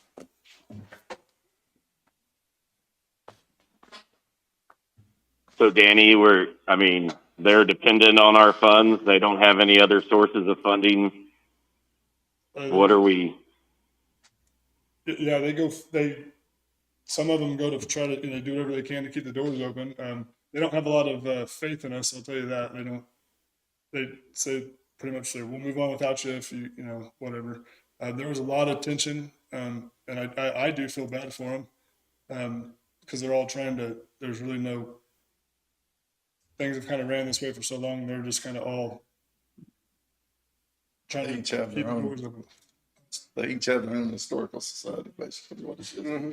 They work off it. And this is one that I'm aware of, there's no statutory requirement that we fund anything on it. I think this has just been something we've tried to help with over the years. Several years ago, it had been 20,000 a year for quite a while, and we bumped it up to 40 after they came in and talked to us, and they were all needing more help. Yeah, and I just, like these signs up here at the court. I mean, there's historic stuff beyond just the museum. And me personally, I think there should be a committee, and there should be accountability for who we write the check to. I think that a member from each museum, if they bring their budget to the Historic Society, which would be a committee, and they talk it out, do whatever they need, and they have a rhyme or the reason why they need $8 grand. No one even knows why the heck they get $8 grand, or $4, or whatever it was. No one has a clue. Okay, so here's a possible solution for the moment. Nothing says we can't budget 40 or whatever amount you choose. And before we send any more out, they have to come in and talk to you and tell you why they need it and what it's for. I just think that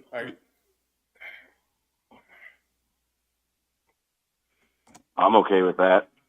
I'm good with that. And then we can move forward into next year with better plans in place as far as what we're doing. We've already sent them half of their money this year. So we've already budgeted for this year. We budgeted 40, so we've got another 20 left this year to send out. And I know that they're expecting each one of them the other half of their money this year. But if you want to budget like a total of 40 for next year is the way I have it at the moment. I just think we have to put.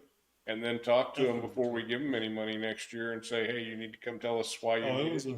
Where? It was a rough meeting, but I think we all ended in agreement that we need to start working together, because there's so much. I mean, history in this county is huge, and I think really the best thing on that. I mean, obviously, I need numbers for budget right now, but sometime this fall, start working on next year's proposals from them. Don't wait till budget time. And people come to the podium and they tell us we're not doing our job, and they try to make us look bad, and it's aggravating to me. I think we have to do something about it, and I feel like I've been kind of vocal about it for 2 years, and that's just me though. So.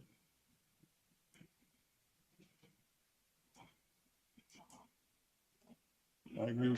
I don't feel like we should leave them high and dry just because But I think You good with moving on then and then having them come in before the beginning of the year, Danny? And I think that we have to help, we all have to work together to make it happen though, because we talk about this every year.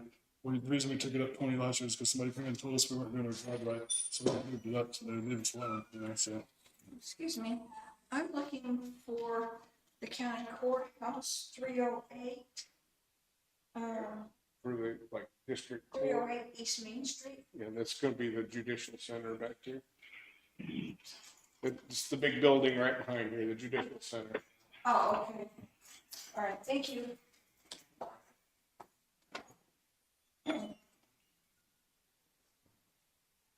Well, I guess my question at the moment then, are you okay with a grand total of 40 and then determine how it gets split up after talking to them? I think we have to get them money, yes. I mean, I do believe that. I think that it's kind of sad the way that the meeting had even went. There was so much tension. I mean, at the end of the day, we're Linn County trying to show history, you know, and preserve it, and it's bad. So yes, I agree they need money, yeah.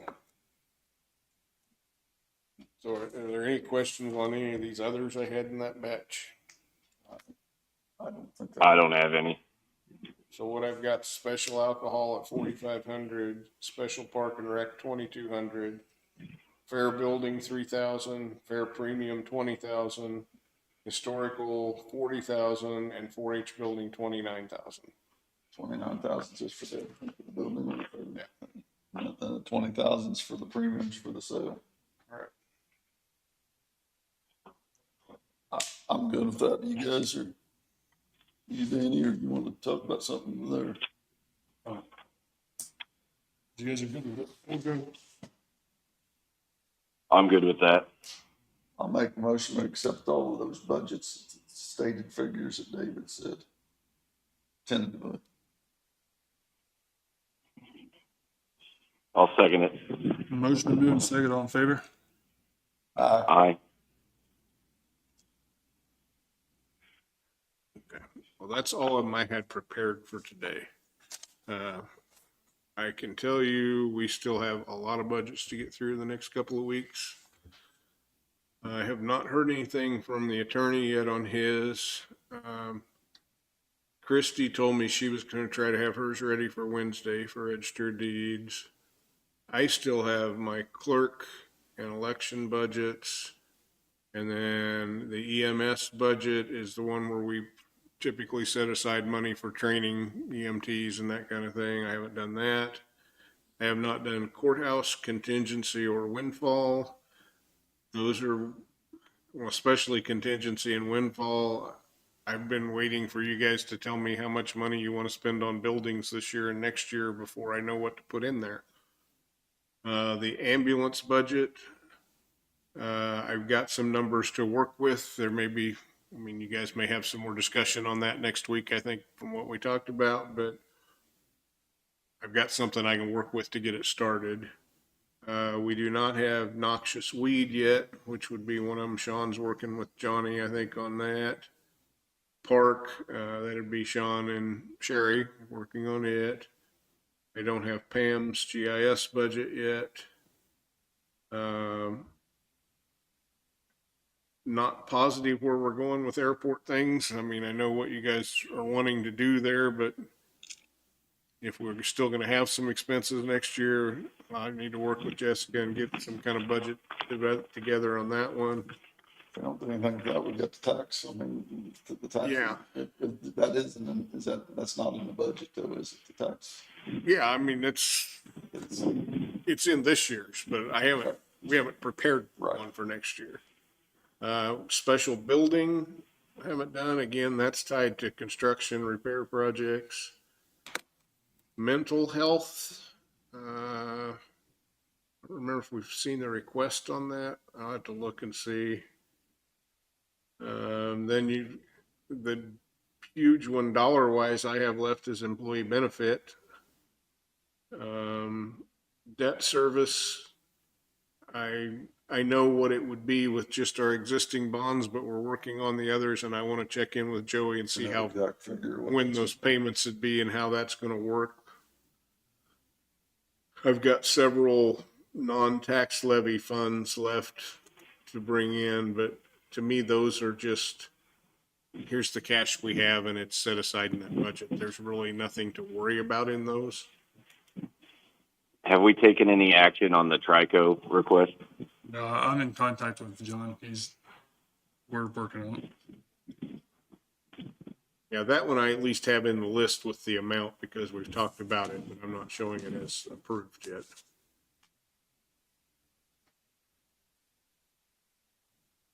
We could probably put him on the list for probably next week if there's time. I'm gonna be gone next week. I don't know if I'll have phone service where I'm at, but I'm gonna be gone.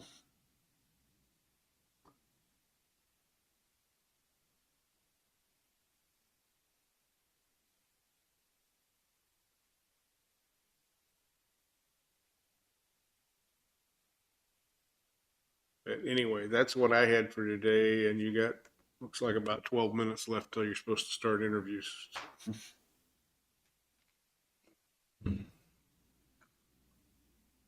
Is there anything else you guys want to discuss? Or you guys want to adjourn or recess until interviews? I'm fine with that. So for the interviews, Jason, were you planning on listening in then at the time, or what? How do you want to do that? I was planning on listening, but whatever we need to do from that standpoint. Okay, well, maybe it was quite a bit harder to hear back in there. I guess another option would be you could do it in here, and we can shut the doors and I can just, shut this down to where it's not broadcasting like we do for an executive session anyway. Okay. And that way we could continue using that phone. That'd be better for you, Jason? That would be much better. I'm good with that. It's fine with me. So Okay. we're going to adjourn until 1 p.m. And then we'll come back and reconvene. We'll just adjourn for the day, right? This won't be. Well, you'll need an executive session to do the interview. Oh, yeah. So we'll start back up and do it. We'll just recess until 1. And Recess to 1 and then that's my motion. I'll second it. I'll second it. Motion move second, all in favor? Aye. Aye. Jason, you want me to call you back in a few minutes? Or? Yeah, that'll be fine. Thank you. See ya.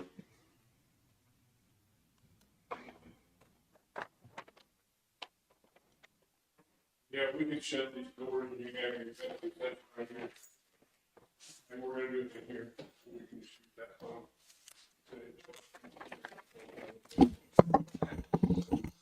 We need to shut these off, or I don't get as long as you can shut.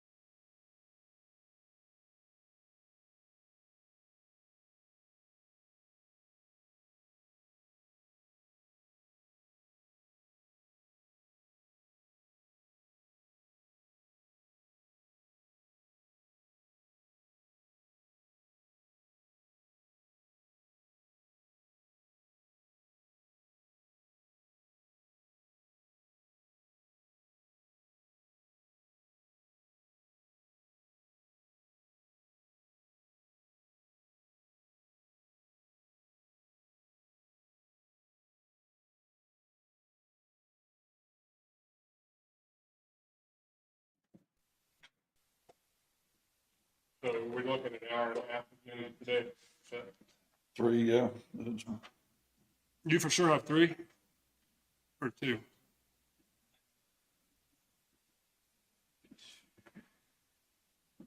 I don't think I have that list I sent you. But I should have Ernest, Hardy. Hardy, and who else? Do you have the latest email? It takes me a long time to run this thing. This? Yep. That right there. Weber, we've Casey already had Jensen. Ernest, Hardy, Casey Jensen, those 3. What, an hour and a half? Yep. Are we good to go, David? Mm-hmm. All right. need a vote for that executive session. Okay, we're reconvening, but we're gonna motion to, make a motion to go into executive session for road foreman interviews for, approximately an hour and a half. I'll second it. Motion been moved, second, all in favor? We need to call Jason back too. Aye. Do we need to wait before we, You need- do we need to get him on that motion? But you can do the motion without him. I don't think he's gonna oppose it. Find your number here again.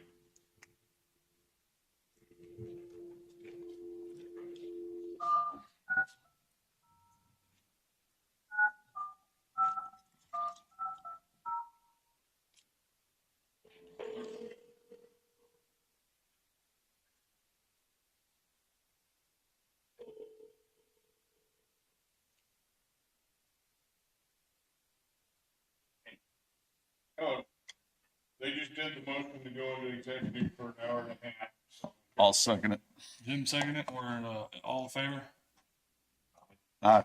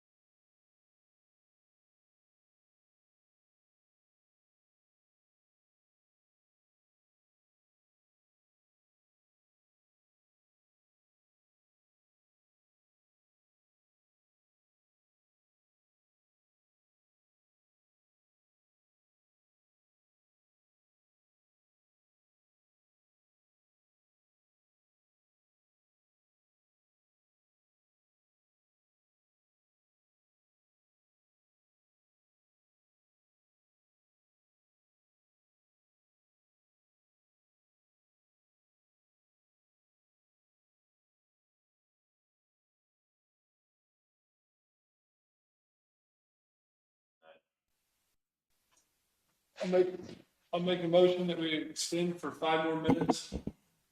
I'll second it. Motion been moved, second, all in favor?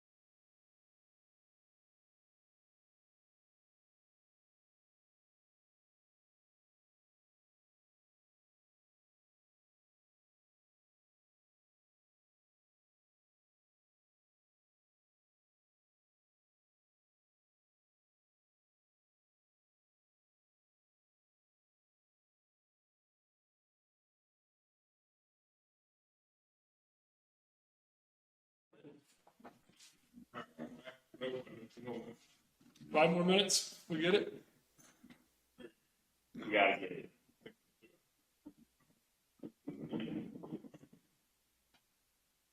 Got a coin in our pockets. Five, that's good. I mean, I'll second it. 5 minutes. All in favor?